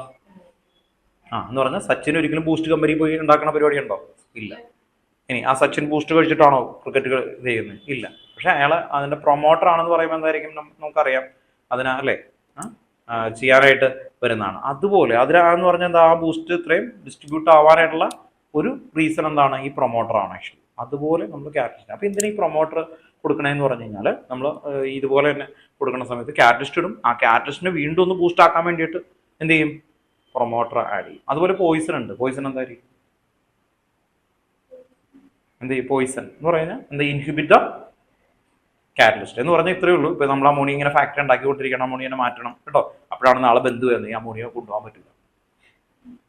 അപ്പൊ നമുക്ക് സൂക്ഷിച്ചു വെക്കാനായിട്ടില്ല. ഇത് ഉണ്ടാക്കിക്കൊണ്ടിട്ട് വെക്കാണ്, നാളത്തേക്ക് വേണ്ടിയിട്ട് ഇട്ടേക്കാണ്. അപ്പൊ പെട്ടെന്ന് റിയാക്ഷൻ സ്റ്റോപ്പ് ചെയ്ത് എന്ത് പറ്റും? ഫാക്ടറി തന്നെ കത്തിപ്പോകും. മനസ്സിലായി? അങ്ങനെയാ നോക്കാൻ പറ്റില്ല. പിന്നെ ഇയാള് ഒന്ന് ആലോചിച്ച് നോക്കിയേ, ഒരു ഫെരാരി ഓടിച്ചോണ്ടിരിക്കുകയാണ്. ഒരു 200-300 ഇതിൽ ഫെരാരി വേണ്ട, അംബാസഡർ കാറാണ് ഓടിക്കുന്നത്. അല്ലെങ്കിൽ ഫെരാരിക്ക് ചിലപ്പോൾ ബ്രേക്ക് ഉണ്ടെന്ന് അയാൾ പറയും. പുറത്തൊക്കെ ഓടിച്ചോണ്ടിരിക്കുകയാണ്. ആക്ച്വലി 200 ഒന്നും പോകില്ലല്ലേ അംബാസഡർ. ഒരു 120 കിലോമീറ്റർ അംബാസഡർ അല്ല, ഇവിടുത്തെ ഒരു വണ്ടി കേട്ടോ, ഓർത്ത് നോക്കാം. അങ്ങനെ ഒരു വണ്ടി ഓടിച്ചോണ്ടിരിക്കുകയാണ് ആക്ച്വലി. അങ്ങനെ പെട്ടെന്ന് നിർത്തണം എന്ന് പറഞ്ഞാൽ താൻ എന്ത് ചെയ്യും? ഓൺ സ്പോട്ട് നിർത്തുമോ? അങ്ങനെ നിർത്തിയാൽ തന്നെ വണ്ടി പറഞ്ഞു പോകില്ല. പിന്നെ എന്ത് ചെയ്യും? താൻ ആദ്യം പതുക്കനെ അല്ലേ എൻ്റെ ആക്സിലേറ്ററൊക്കെ മാറ്റി പതുക്കനെ കുറച്ച് ഒരു അല്ലേ ചവിട്ടാവുന്നൊരു സ്പീഡ് ആക്കി കഴിഞ്ഞിട്ട് വേണം നമ്മൾ ചെയ്യുള്ളൂ. അത് തന്നെയാണ് ആക്ച്വലി ഇവിടെ ചെയ്യുന്നത്. അപ്പോൾ നമ്മൾ പോയിസണൊക്കെ ഇട്ട് കൊടുത്ത് ആ റിയാക്ഷൻ എന്ത് ചെയ്യും? സ്ലോ ഡൗൺ ആകും. റിയാക്ഷൻ എന്ത് ചെയ്യും? സ്ലോ ഡൗൺ ആകും. സ്ലോ ഡൗൺ ആയി ഒരു സമയമൊക്കെ കഴിഞ്ഞ് അതെല്ലാം കഴിഞ്ഞ് കഴിയുമ്പോൾ നമുക്കത് സ്റ്റോപ്പ് ചെയ്ത് അവിടെ അങ്ങനെ നിർത്താൻ പറ്റും. അതിന് വേണ്ടിയിട്ട് അങ്ങനെ കുറേ കാര്യങ്ങളുണ്ട് കേട്ടോ. ഓക്കെ, അപ്പോൾ നിങ്ങൾക്കൊന്ന് ആ കൺസെപ്റ്റിലേക്കൊന്ന് വരാൻ വേണ്ടിയിട്ടാണ് ഇങ്ങനെ പറയുന്നത് കേട്ടോ. ഓക്കെ, അപ്പോൾ ഇക്വിലിബ്രിയം ആണ്. നിങ്ങൾ മറക്കരുത്, ഞാൻ എഴുതിയേക്കുന്ന ഇക്വേഷൻസ് ഓർത്ത് വെക്കണം കേട്ടോ. ഓർത്ത് വെക്കാം. അയ്യോ മാച്ച് കളഞ്ഞില്ലേ? ഏതൊക്കെ ഇക്വേഷൻ എഴുതിയെന്നൊന്ന് പറഞ്ഞേ കേട്ടോ. വീട്ടിൽ പോയിട്ട് വായിച്ചു നോക്കണം, കാരണം ഇത് വലിയ ചാപ്റ്റർ ഇങ്ങനെ കഥ പോലെ പോണതാണ്. പക്ഷെ നമുക്ക് അതിന്റെ ഇക്വേഷൻസും ബാക്കി കാര്യങ്ങളൊക്കെ അറിഞ്ഞു വെക്കാൻ വേണ്ടിയിട്ടാണ് കേട്ടോ. ഓക്കെ, റിപ്പീറ്റ് ചെയ്ത് നമുക്ക് ഇത്തിരി സമയമുണ്ടല്ലോ എന്ന് എഴുതിയിട്ടാണ്. ദെൻ ഇത് കഴിഞ്ഞിട്ട് നിങ്ങൾക്ക് വരുന്ന ഒരു ഏരിയ എന്ന് പറയുന്നത് അയണിക് ഇക്വിലിബ്രിയം ആണ്. എന്താ വരുന്നത്? Ionic equilibrium. അത്രയും കൂടി എടുത്തിട്ട് നമുക്ക് മറ്റേ ചാപ്റ്ററിലേക്ക് തന്നെ പോകാം കേട്ടോ, അല്ലെങ്കിൽ നീങ്ങില്ല. അയണിക് ഇക്വിലിബ്രിയം എന്ന് പറയുന്ന സമയത്ത് നമ്മൾ ഓർത്ത് നോക്കേണ്ടത് അയോൺസുകൾ എവിടെയുണ്ടോ അവിടെയെല്ലാം ഇക്വിലിബ്രിയം ഉണ്ടാവും. അയോണുകൾ എവിടെയാണ് നിങ്ങൾ ആദ്യം പഠിച്ചത്? 10th metal and non metal എന്ത് പഠിച്ചു? സോൾട്ട് അല്ലെ. സോൾട്ടിൽ എന്താ? NaCl, Na plus and Cl minus അല്ലെ, അയോൺസ് ആണ്. അപ്പൊ ലോകത്തിലുള്ള സോൾട്ടുകളെല്ലാം എന്തായിരിക്കും? അയോൺസുകളായിരിക്കും. NaCl, Na plus and Cl minus. ഇത് വാട്ടറിൽ ഇട്ട് കഴിഞ്ഞാൽ അല്ലെ, വാട്ടറിൽ നമ്മുടെ H2ലേക്ക് ഇട്ട് കഴിഞ്ഞാൽ ഇവിടെ അയോണിക് ഇക്വിലിബ്രിയം വരും. ഇത് ഫോർവേഡ് ബാക്ക്വേർഡ് വരും. അപ്പോൾ അയോൺസുകൾ എവിടെയുണ്ടോ അവിടെയെല്ലാം ഇക്വിലിബ്രിയം. HCl വെള്ളത്തിലിട്ടാൽ എന്ത് പറ്റും? വാട്ടറിലിട്ടാ H3O പ്ലസ് Cl മൈനസ്. ഇനി വാട്ടറിനെ അവിടെ നിർത്തി കഴിഞ്ഞാൽ H പ്ലസും H2ഉം കൂടി ചേർത്തിട്ട് കഴിഞ്ഞാൽ H3O പ്ലസ് എഴുതിയത് ഹൈഡ്രോണിയം അയൺ ഉണ്ടോ? കഴിഞ്ഞ വർഷം നമ്മൾ പഠിച്ചാണ് അല്ലെ, ഹൈഡ്രോണിയം അയണും ഹൈഡ്രോക്സിലും. ഇനി ബേസ് എന്ന് പറയുമ്പോൾ NaOH വെള്ളത്തിലിട്ടാൽ എന്ത് വരും? Na plus and OH minus. അപ്പൊ അയോൺസുകൾ എവിടെയുണ്ടോ അവിടെയുള്ള എല്ലാ ഇക്വിലിബ്രിയത്തിനെയും വിളിക്കുന്ന പേരാണ് അയണിക് ഇക്വിലിബ്രിയം. അപ്പൊ അയണിക് ഇക്വിലിബ്രിയം ആദ്യത്തെ കണ്ടീഷൻ ഇതുപോലെ തന്നെയാണ് പറയുന്നത്, equilibrium in ions dissociated and undissociated, that is known as ionic equilibrium. അങ്ങനെ ഒന്ന് തുടങ്ങും. അത് വെറുതെ ഒന്ന് വായിക്കുക, അത്രേ ഉള്ളൂ. പക്ഷെ അതിന്റെ അണ്ടറിൽ വരുന്ന 3 ആൾക്കാരാണ് ആസിഡ് ബേസ് സോൾട്ട് എന്ന് പറയുന്നത്. അതിൽ ആസിഡിന്റെയാണ് നമുക്ക് പഠിക്കാനായിട്ടുള്ള മെയിൻ ഏരിയ വരുന്നത്. ആസിഡിന്റെ ആദ്യം വരുന്നതാണ് അരീനസ് കൺസെപ്റ്റ് ഓഫ് ആസിഡ് എന്ന് പറഞ്ഞേ. അരീനസ് ഒരു സയന്റിസ്റ്റിന്റെ പേരാണ് കേട്ടോ. Arrhenius concept of acid and base. Arrhenius എന്ന് പറഞ്ഞ സയന്റിസ്റ്റ് ഭയങ്കര സിമ്പിൾ ആണ്, പാവമാണ്. അയാള് പറഞ്ഞത് H+ റിലീസ് ചെയ്താൽ അത് ആസിഡ് ആണ്. H+ റിലീസ് ചെയ്താൽ ആസിഡ്. OH റിലീസ് ചെയ്താൽ എന്തായിരിക്കും? ബേസ്. അപ്പോൾ ഇത് കണ്ടോ, HCl വെള്ളത്തിലിട്ടു അല്ലെ, H+ റിലീസ് ചെയ്തിട്ടല്ലേ H3O+ വന്നത്. അപ്പോൾ അതെന്തായിരിക്കും? ആസിഡ്. ബേസ് ആണെങ്കിൽ എന്ത് റിലീസ് ചെയ്യും? OH minus. ഇവിടെ ഓർത്ത് നോക്കാം. അപ്പൊ ഈ അരീനസിന്റെ കൺസെപ്റ്റ് ഇങ്ങനെ നോക്കി നിൽക്കുന്ന ഒരാളുണ്ടായിരുന്നു. അയാളാണ് ആര്? ബ്രൗൺസ്റ്റഡ് ലൗറി. ഇവിടെ ഓർത്ത് നോക്കാം. ലൗറി കുറച്ചുകൂടി കോംപ്ലക്സിറ്റി ആയിട്ട് പറഞ്ഞു. എന്തായാലും പക്ഷെ ആ സമയത്തുള്ള ആസിഡൊക്കെ H+ ഉള്ളതായിരുന്നു. CH2COH കേട്ടോ. ആസിഡ് H+ അല്ലാത്തൊരു ആസിഡിന്റെ എക്സാമ്പിൾ പറഞ്ഞു. ബേസ് വേണ്ട, ആസിഡ് വേണ്ട. ഓക്കെ കേട്ടോ, ഓർത്ത് നോക്കാം. അപ്പോ നോർമലി അയാൾ പറയുന്നത് എന്താണ് കഥ കേട്ടോ, ഓർത്ത് നോക്കാം. ഈ പറഞ്ഞ പോലെ അതാണ് അടുത്ത പോയിന്റ് കേട്ടോ, ഓർത്ത് നോക്കാം. ഈ പറയുന്നതാണ് നെക്സ്റ്റ് പോയിന്റിലേക്ക് നമ്മളിപ്പോ പറയുമ്പോൾ കണക്ട് ചെയ്യുന്നത് തന്നെ. അപ്പോ ഈ H+ റിലീസ് ചെയ്ത ആസിഡ് എന്ന് OH പറഞ്ഞു, വളരെ സിമ്പിൾ ആയിട്ടുള്ള കൺസെപ്റ്റ്. ഇത് കണ്ടിട്ട് ബ്രൗൺസ്റ്റഡ് ലൗറി എന്ന് പറയുന്ന ഈ കൺസെപ്റ്റ് തന്നെ ഒരു ചെറിയൊരു അത് മാറ്റി H+ന് വരും പ്രോട്ടോൺ ഉപയോഗിച്ചു. ആ സയന്റിസ്റ്റ് ഒന്ന് മാറ്റിയിട്ട് H+ന് വരും എന്ത് പറഞ്ഞു? പ്രോട്ടോൺ. അപ്പോൾ ആ സയന്റിസ്റ്റ് പറഞ്ഞു പ്രോട്ടോണിനെ ബേസ് ചെയ്തിട്ട് H+ന് വരും എന്ത് പറയും? പ്രോട്ടോൺ. അങ്ങനെ പ്രോട്ടോണിനെ ബേസ് ചെയ്തിട്ട് conjugated acid and conjugated base എന്ന് പറഞ്ഞൊരു കൺസെപ്റ്റ് കൊണ്ടുവരുന്നത്. എന്തായിരുന്നു? Conjugated acid and conjugated base. അപ്പൊ ഇത് ചോദിക്കുമ്പോൾ ടെക്സ്റ്റ് ബുക്കിൽ ഒരു എക്സാമ്പിൾ ക്വസ്റ്റൻ ആണ്. നിങ്ങൾക്ക് ഞാൻ എഴുത്തുന്നേക്കുന്നത് വായിക്കണം കേട്ടോ, ഓർത്ത് നോക്കുക. കൺസെപ്റ്റ് മാത്രമേ നമുക്കിപ്പോൾ ഇങ്ങനെ പറയാൻ പറ്റത്തുള്ളൂ. H2O, then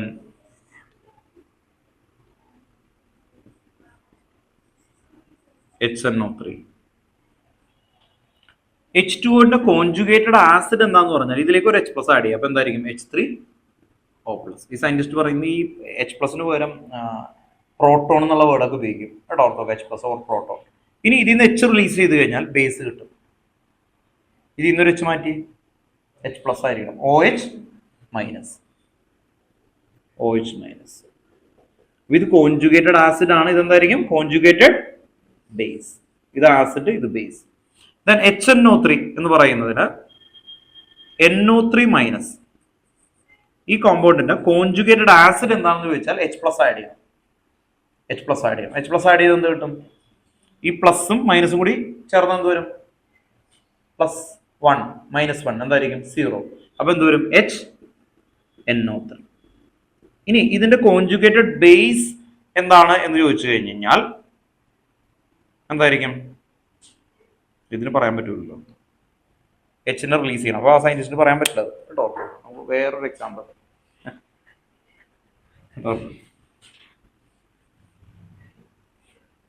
HSO4 മൈനസ് കൊടുക്കാം. HSO4 മൈനസ്, ഇതിലേക്ക് ഒരു H+ ആഡ് ചെയ്ത് എന്ത് വരും? അപ്പൊ ഇതിലേക്ക് ഇത് കിട്ടുന്ന എന്താ? Addition of H+. ഇത് കിട്ടുന്ന എങ്ങനെയാ? Minus H+. ഓർത്തോ, H+ മൈനസ് ചെയ്യും. അപ്പോ ഇവിടുന്ന് ഒരു H ആഡ് ചെയ്താൽ, H+ ആഡ് ചെയ്താൽ എന്ത് വരും? H2SO4. ഇതിൽ നിന്നൊരു ഉണ്ടോ, ഇതിലേക്ക് എന്താ ആഡ് ചെയ്തപ്പോ? H+ ആഡ് ചെയ്തു. ആഡ് ചെയ്താൽ എന്ത് കിട്ടും? ആസിഡ്. H+ റിമൂവ് ചെയ്താൽ എന്ത് കിട്ടും? SO4. ഒരു പ്ലസ് അല്ലേ, പ്ലസ് റിമൂവ് ചെയ്യുമ്പോൾ എന്ത് വരും? മൈനസ്. അപ്പൊ ഒരു മൈനസ് കൂടി ചേർന്നാൽ എന്ത് വരും? SO4 -2. SO4 -2 ഉണ്ടോ, ഓർത്ത് നോക്കാം. അപ്പോ ഇങ്ങനെയാണ് ഈ സയന്റിസ്റ്റ് ആയിട്ടുള്ള ആള് നോർമലി ഓരോ കാര്യങ്ങളും ഇത് ചെയ്തത്. അപ്പോൾ ഇതിലേക്ക് H+ ആഡ് ചെയ്ത് കഴിഞ്ഞാൽ കോൺജുഗേറ്റഡ് ആസിഡ് വരും. H+നെ റിമൂവ് ചെയ്താൽ എന്ത് വരും? Conjugated base. ഉണ്ടോ? H2ന്റെ കാര്യത്തിൽ അല്ലേ, ഒരു H ആഡ് ചെയ്താൽ H3O+, അത് ആസിഡ് ആയി. H റിമൂവ് ചെയ്താൽ OH- ബേസ് ആയി. ഇങ്ങനെയാണ് ഈ ബ്രൗൺസ്റ്റഡ് ലൗറി എന്ന് പറയുന്ന സയന്റിസ്റ്റ് ആസിഡിനെയും ബേസിനെയും ഡിഫൈൻ ചെയ്ത് ഡീറ്റെയിൽ ആയിട്ടൊരു എക്സാമ്പിൾ കൊടുത്തിട്ടുണ്ട്. ഇവിടുത്തെ വേറെ എക്സാമ്പിൾ HCO3- ഉണ്ട്. HCO3- കൂടി ചെയ്യാൻ പറ്റും. ഒന്ന് ചെയ്തേ. HCO3- നിങ്ങൾ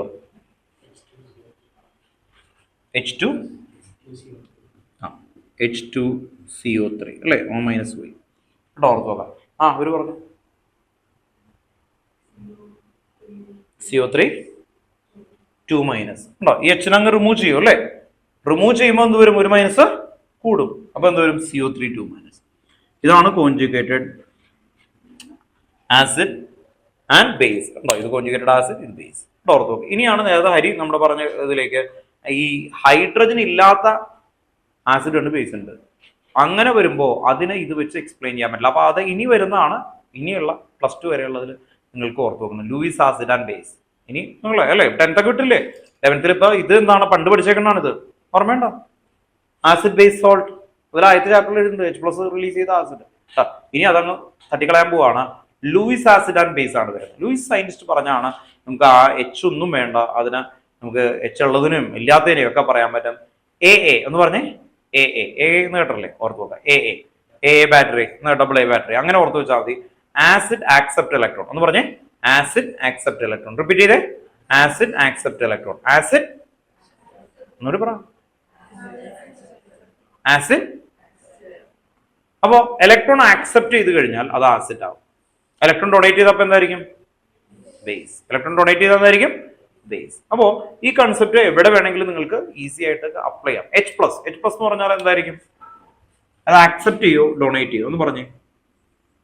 H+. ഹൈഡ്രജന്റെ ഔട്ടർ മോസ്റ്റിൽ ആകെ കൂടി ഒരു ഇലക്ട്രോൺ ഉണ്ട്, അത് കൊടുത്തു, ഡൊണേറ്റ് ചെയ്തു. ഇനി അതിന് പലയിടത്തും ഒന്നും ഡൊണേറ്റ് ചെയ്യാൻ പറ്റുമോ? ഇനി H+ എവിടെ നിന്ന് കണ്ടാലും എന്ത് ചെയ്യും? അത് ഓൾവേസ് ആക്സെപ്റ്റ് ഇലക്ട്രോൺ. ഓർത്ത് നോക്കാം. അങ്ങനെ ആക്സെപ്റ്റ് ഇലക്ട്രോൺ വരുമ്പോൾ അത് ആസിഡ് ആവും. അപ്പൊ H+ ആണ്. അതെന്താണ് ആക്ച്വലി? അതിന്റെ ഓൾറെഡി ഇലക്ട്രോൺസ് ഓൾറെഡി പോയിരിക്കുകയാണ്. ഇനി അതിന് എന്തേ ചെയ്യാൻ പറ്റുള്ളൂ? ആക്സെപ്റ്റ് ചെയ്യാനേ പറ്റുള്ളൂ.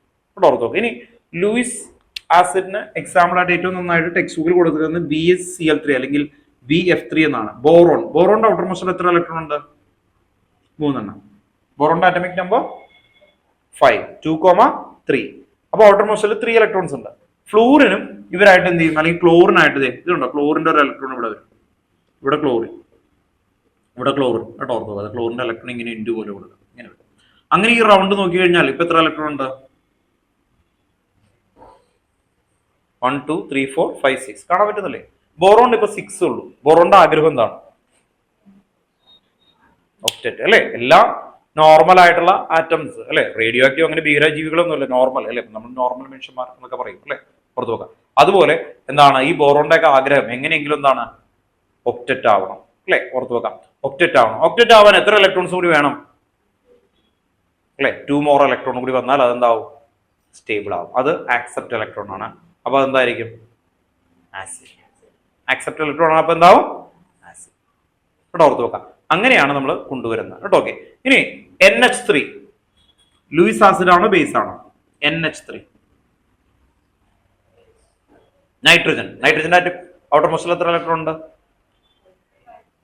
5.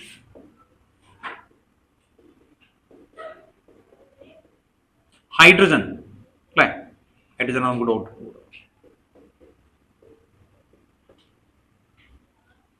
ഇങ്ങനെ നോക്കണ സമയത്ത് ഇവിടെ 1 2 3 4 5 6 7 8 ഓൾറെഡി ഫിൽഡ് ആണ്. പക്ഷെ ഇവിടെ ഒരു കാര്യം ശ്രദ്ധിക്കുക, ഇത് കണ്ടോ, ഇതിനാണ് ലോൺ പെയർ. ബോണ്ടിങ്ങിൽ പാർട്ടിസിപ്പേറ്റ് ചെയ്യാത്ത ആളെ വിളിക്കുന്ന പേരെന്താ? Lone pair. ലോൺ പെയർ ഉണ്ട് എങ്കിൽ അത് ഡൊണേറ്റ് ചെയ്യും. ലോൺ പെയർ ഉണ്ടെങ്കിൽ എന്ത് ചെയ്യും? അപ്പൊ ഓൾറെഡി അത് ഒക്യുപ്പൈഡ് ആണ്, ലോൺ പെയർ ഉണ്ട്. അപ്പൊ ലോൺ പെയർ വെച്ചത് ഡൊണേറ്റ് ചെയ്യാനായിട്ട് വില്ലിംഗ് ആണ്. 1 ലോൺ പെയർ ഉണ്ട്. So it become Luis base. Donate electron വന്നാൽ എന്തായിരിക്കും? Luis base. Accept electron acid. അപ്പൊ ജനറലി നിങ്ങൾ പറഞ്ഞ ഇലക്ട്രോൺ ഡെഫിഷ്യന്റ് സ്പീഷീസ് പറഞ്ഞാൽ എന്തായിരിക്കും? അത് ഡെഫിഷ്യന്റ് ആണെങ്കിൽ ആസിഡ്, ഓൾറെഡി ഫിൽഡ് ആണെങ്കിൽ ബേസ്. അങ്ങനെ ഓർത്ത് വെച്ചാൽ മതി കേട്ടോ. ഓർത്ത് വെക്കുക. അതാണ് കുറച്ചും കൂടി ഈസി വേ ടു മെമ്മറൈസ് കേട്ടോ. ഓർത്ത് വെക്കുക. അപ്പോൾ അതാണ് ആ ഒരു ഏരിയയിൽ വരുന്നത്. അപ്പോൾ ജസ്റ്റ് നിങ്ങൾ ഓൾറെഡി ക്ലിയർ ചെയ്ത് പഠിക്കാൻ നോക്കണം. നെക്സ്റ്റ് അടുത്ത ടോപ്പിക്ക് അയണിക് പ്രൊഡക്റ്റ് ഓഫ് വാട്ടറിന്റെ ഇത് കഴിഞ്ഞ് കഴിഞ്ഞാൽ pH ആണ്. Actually pH സ്കെയിലാണ്.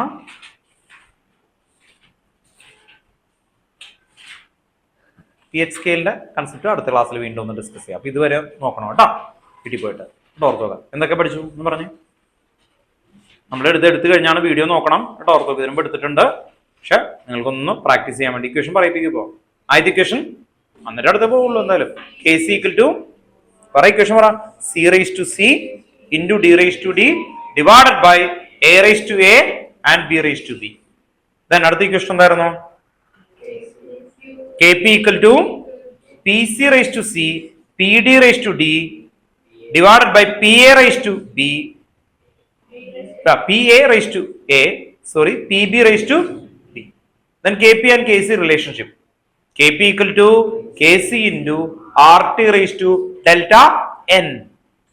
Then അത് കഴിഞ്ഞ് മെയിൻ കൺസെപ്റ്റിലേക്ക് നമുക്കൊന്ന് മൂവ് ചെയ്യാം. അവിടെ വരുന്ന സമയത്ത് ലേ ചാട്ലിയർ പ്രിൻസിപ്പിൾ അല്ലെ ഓർത്ത് വെക്കുക. എന്താണ്? Factors affecting equilibrium. The equilibrium nullify the effect of change or counteract the effect of change. Text ബുക്കിൽ വേണ്ടതാണ്. ശരിക്കും അല്ലാത്ത എളുപ്പമുള്ള നല്ല ഡെഫിനിഷൻസുകൾ വേറെ സ്കൂളുകളിൽ എഴുത്തുന്നുണ്ടെങ്കിൽ അത് പഠിച്ചോ, ഒരു കുഴപ്പമില്ല കേട്ടോ. നമ്മുടെ ടെക്സ്റ്റ് ബുക്കിലെ വേർഡാണ് പറയുന്നത് കേട്ടോ. ഓക്കെ, അപ്പോൾ അത് ഓർത്ത് വെക്കാം. ഇത് കഴിഞ്ഞിട്ട് ആ 5 ഫാക്ടേഴ്സ് പറയിപ്പിച്ചു. ഏതൊക്കെയായിരുന്നു പറഞ്ഞു? Concentration, temperature, pressure, inert gas, catalyst. Okay അല്ലേ? ക്ലിയർ ആയിട്ട് കിട്ടണം കേട്ടോ. ഓക്കെ, അത് കഴിഞ്ഞിട്ട്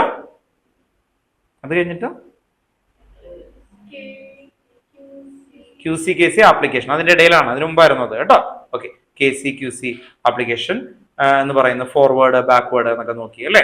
ഓക്കെ, അത് കഴിഞ്ഞ് മെയിൻ ടോപ്പിക്ക് വന്ന സമയത്ത് അയണിക് ഇക്വിലിബ്രിയം. ലാസ്റ്റ് എൻഡ് ചെയ്ത് അയണിക് ഇക്വിലിബ്രിയം. അതിൽ ഏതൊക്കെയാണ് എടുത്ത 3 കൺസെപ്റ്റ് പറഞ്ഞേ? അരീനസ്, ബ്രൗൺസ്റ്റഡ് ലൗറി, ലൂയിസ് ആസിഡ് കേട്ടോ. അതൊക്കെ ഇത് വായിക്കുമ്പോൾ നിങ്ങൾക്ക് മൈൻഡിലേക്ക് ആ ഒരു കൺസെപ്റ്റ് ഏകദേശം ഒന്ന് ക്ലിയർ ചെയ്ത് വരണം. എന്നിട്ട് വേണം ക്വസ്റ്റ്യൻസ് ഒക്കെ നമുക്ക് ഡീറ്റെയിൽ ആയിട്ട് പോവാം. അന്ന് നമ്മൾ അധികം ക്വസ്റ്റ്യൻസ് തന്നെ ചെയ്തില്ല, പക്ഷെ ഈ കൺസെപ്റ്റ് ഒന്ന് ക്ലിയർ ചെയ്താലേ പോകാൻ പറ്റുള്ളൂ കേട്ടോ. ഓക്കെ, അപ്പോൾ ഇക്വിലിബ്രിയം ഇങ്ങനെ നിൽക്കട്ടെ കേട്ടോ. ഇതൊരു കഥ പോലത്തെ ചാപ്റ്ററാണ്, അതുകൊണ്ടാണെന്ന് പറഞ്ഞത്. നിങ്ങൾ വീഡിയോ ഡീറ്റെയിൽ ആയിട്ട് നോക്കണം. വീണ്ടും എടുക്കുന്നത് നിങ്ങൾക്ക് ആ ഒരു ഓർമ്മയിലേക്ക് വരട്ടെ. ക്ലാസ്സിലില്ലാത്ത ആൾക്കാർ, അന്നില്ലാത്ത ആൾക്കാർക്കൊന്ന് ക്ലിയർ ചെയ്യാൻ വേണ്ടിയിട്ടാണ്. ദെൻ നമുക്ക് വീണ്ടും നമ്മൾ ലാസ്റ്റ് ക്ലാസ്സിന്റെ കണ്ടിന്യൂഷനിലേക്ക് പോകാം. ഇനി കുറച്ച് ടൈം ഉള്ളൂ, പക്ഷെ ആ ചാപ്റ്ററിന്റെ മെയിൻ ഇതിലേക്ക് വരാം. നമ്മൾ എഴുതിക്കൊണ്ടിരിക്കുന്നത് ഓർഗാനിക് കെമിസ്ട്രി എന്ന് പറയുന്ന ചാപ്റ്റർ ആണ്. നിങ്ങൾക്ക് സ്കൂളിലൊക്കെ എവിടെ വരെ എത്തി? പൊസിഷൻ റിഡോക്സ് എടുത്തിട്ടില്ലല്ലോ? ഇല്ല. ഓക്കെ, നമുക്ക് സമയമുണ്ട് കേട്ടോ. ഓക്കെ, കാരണം നമുക്ക് ഈ പോർഷൻസ് തീർത്തിട്ട് വീണ്ടും നമുക്ക് റിവിഷനായിട്ട് കൊണ്ടുവരാം കേട്ടോ. ഓക്കെ, അപ്പോൾ ക്ലിയർ ആയിക്കോളും. അപ്പോൾ ഓർഗാനിക് കെമിസ്ട്രിയുടെ അണ്ടറിൽ കേട്ടോ. ഓക്കെ, അപ്പോൾ ഇതെടുത്തത് നമുക്ക് ഒരു റിവിഷന് വേണ്ടിയിട്ടാണ്. ഓർഗാനിക് കെമിസ്ട്രിയുടെ അണ്ടറിൽ ഫസ്റ്റ് ഹെഡിങ് ആയിട്ട് എഴുതി വെക്കുക tetravalence of a carbon. Heading എഴുതി വെക്കുക കേട്ടോ. Tetravalence of a carbon. Tetravalence of a carbon. Tetravalence of a carbon. Tetravalence of a carbon. ബ്രാക്കറ്റിൽ എഴുതി വെക്കുക ഷേപ്പ് ഓഫ് കാർബൺ കോമ്പൗണ്ട്. ബ്രാക്കറ്റിൽ shape of carbon compound. Shape of carbon compound. Shape of carbon compound ഉണ്ടോ. അപ്പോൾ first page നമ്മൾ ഇങ്ങനെ തുടങ്ങുന്ന പോലെയാണ്. നമ്മൾ മിഡിൽ ഏരിയയിൽ നോമൻക്ലേച്ചറിന് വേണ്ടിയിട്ടാണ് പ്രയോറിറ്റി കൊടുത്തേക്കുന്നത്. ഈ ഒരു പേജ് നമ്മൾ 4th ചാപ്റ്റർ എഴുതിയപ്പോൾ ചെയ്തതാണ് ഇതിന്റെ ക്വസ്റ്റ്യൻസ് കേട്ടോ. ഓക്കെ, ആ ഒരു കണ്ടന്റ് വീണ്ടും റിപ്പീറ്റ് ചെയ്യുകയാണ് കേട്ടോ. നിങ്ങൾ പഠിച്ചതാണ് കേട്ടോ. ചിലർക്ക് വിഷമം ഉണ്ടാവും, അത് പഠിച്ച സാർ വീണ്ടും എടുക്കുന്നു കേട്ടോ. ഓക്കെ, നിങ്ങൾ പഠിച്ചതാണ്. അപ്പൊ നമുക്ക് നോക്കാം. സിംഗിൾ ബോണ്ട് കാർബൺ ആറ്റം ആണെങ്കിൽ എന്ത് ഹൈബ്രിഡൈസേഷൻ ആയിരിക്കും, അതാണ് എഴുതാൻ പോകുന്നത്. Single bond carbon atom sp3 ആണോ, കുറെ പേർക്ക് ഓർമ്മയാണ്. വെരി ഗുഡ്, അതാണ് ആദ്യം എഴുതി വെച്ചത്. Single bonded carbon atom, single bonded carbon atom hyphen sp3 hybridisation. Single bonded carbon atom sp3 hybridisation. Single bonded carbon atom hyphen sp3 hybridisation. എന്താ വേർഡിൽ എഴുതണം? Single bonded carbon atom. ഞാൻ പറഞ്ഞുതരാം, എഴുതി. Single bonded carbon atom hyphen sp3 hybridisation. ബ്രാക്കറ്റിൽ എഴുതി വെക്കാം. sp3യുടെ shape എന്തായിരുന്നു? sp3യുടെ ഷേപ്പ് ടെട്രാഹിഡ്രൽ. sp3 ടെട്രാഹിഡ്രൽ കേട്ടോ, ഓർത്ത് നോക്കുക. sp3 tetrahedral, tetrahedral, tetrahedral. അടുത്ത ലൈനിൽ എഴുതി വെക്കാം. Double bonded carbon atom, double bonded carbon atom, double bonded carbon atom hyphen sp2 hybridisation.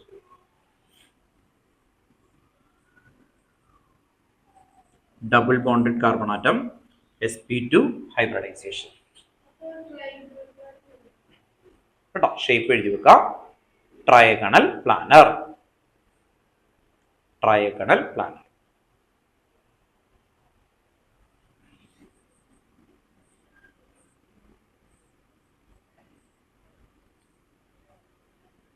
Then triple bonded carbon atom, sp hybridization, sp hybridization, sp hybridization, linear, sp hybridization, linear,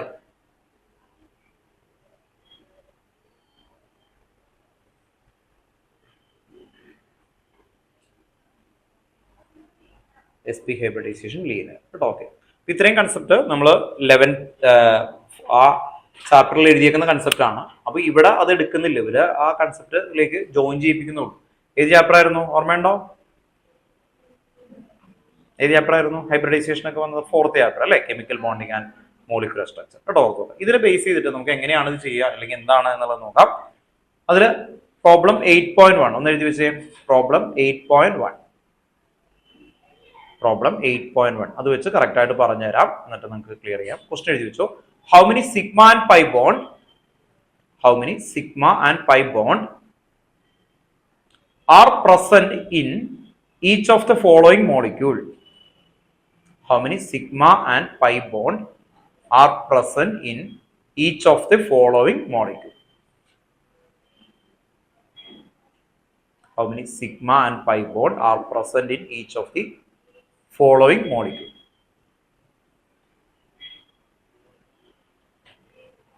ഇതാണ് first question കേട്ടോ. ഈ ടോപ്പിക്കില് first question വന്നേക്കുന്നതാണ്. ഇതെല്ലാം ആ 4th ചാപ്റ്ററിൽ നിന്നാണ് വരുന്നത്, അല്ലാതെ ഇവിടെ ഒന്നും എടുക്കുന്നില്ല. സിഗ്മ ബോണ്ട് എന്തായിരുന്നു, പൈ ബോണ്ട് എന്തായിരുന്നു, അവിടെ നിന്ന് തുടങ്ങും എന്ന് പറഞ്ഞാൽ 4th ചാപ്റ്ററിലെ കൺസെപ്റ്റ് ആണ്. സിഗ്മ ബോണ്ട് എന്താ? ഒറ്റ വേർഡാണ് സിഗ്മ ബോണ്ടിന്റെ ഡെഫിനിഷൻ. ബോണ്ടഡ് ആണ്. അതിൽ എന്ത് ബോണ്ടാണ്? Head to head. എന്തായിരുന്നു? Head to head. അപ്പോ ബോണ്ട് വരുമ്പോ ഇങ്ങനെ ഹെഡ് ടു ഹെഡ് അല്ലെ, ഓവർലാപ്പ് ചെയ്യും. സിംഗിൾ ബോണ്ട് എല്ലാം എന്തായിരിക്കും? Sigma bond. അതാണ് ഓർത്ത് വെക്കേണ്ടത്. സിംഗിൾ ബോണ്ട് എല്ലാം sigma bond, head to head ആണ്. സിംഗിൾ ബോണ്ട് സ്ട്രോങ് ആണ്.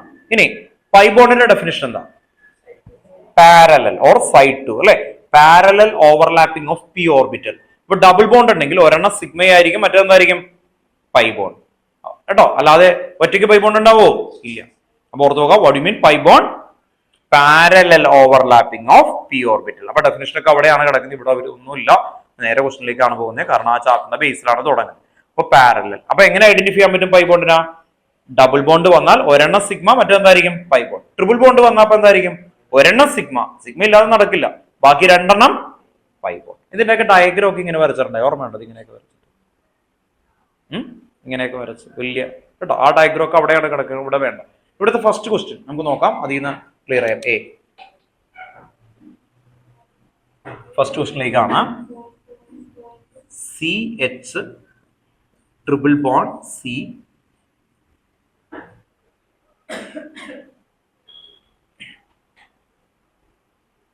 CH double bond CH CH3.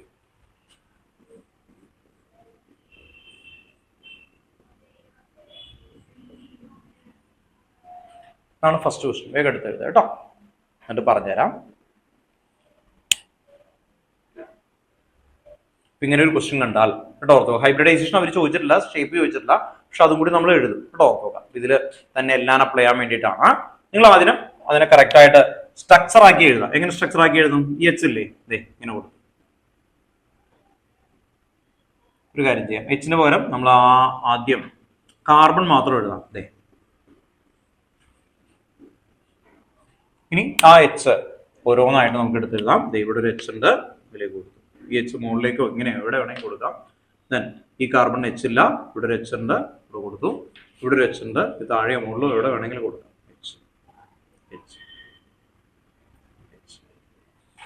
അതിനെ ആദ്യം എത്ര CH സിഗ്മ ബോണ്ട് ഉണ്ട്? CH കാർബണിന്റെ നമ്പർ എടുത്താൽ മതി. CH sigma bond, CH sigma bond number ഒന്ന് എടുത്തേ. എത്ര ഉണ്ടാവും? ഇതൊക്കെ സിഗ്മയാണ് അല്ലെ? സിംഗിൾ ബോണ്ട് എല്ലാം സിഗ്മ അല്ലേ? 1 2 3 4 5 6.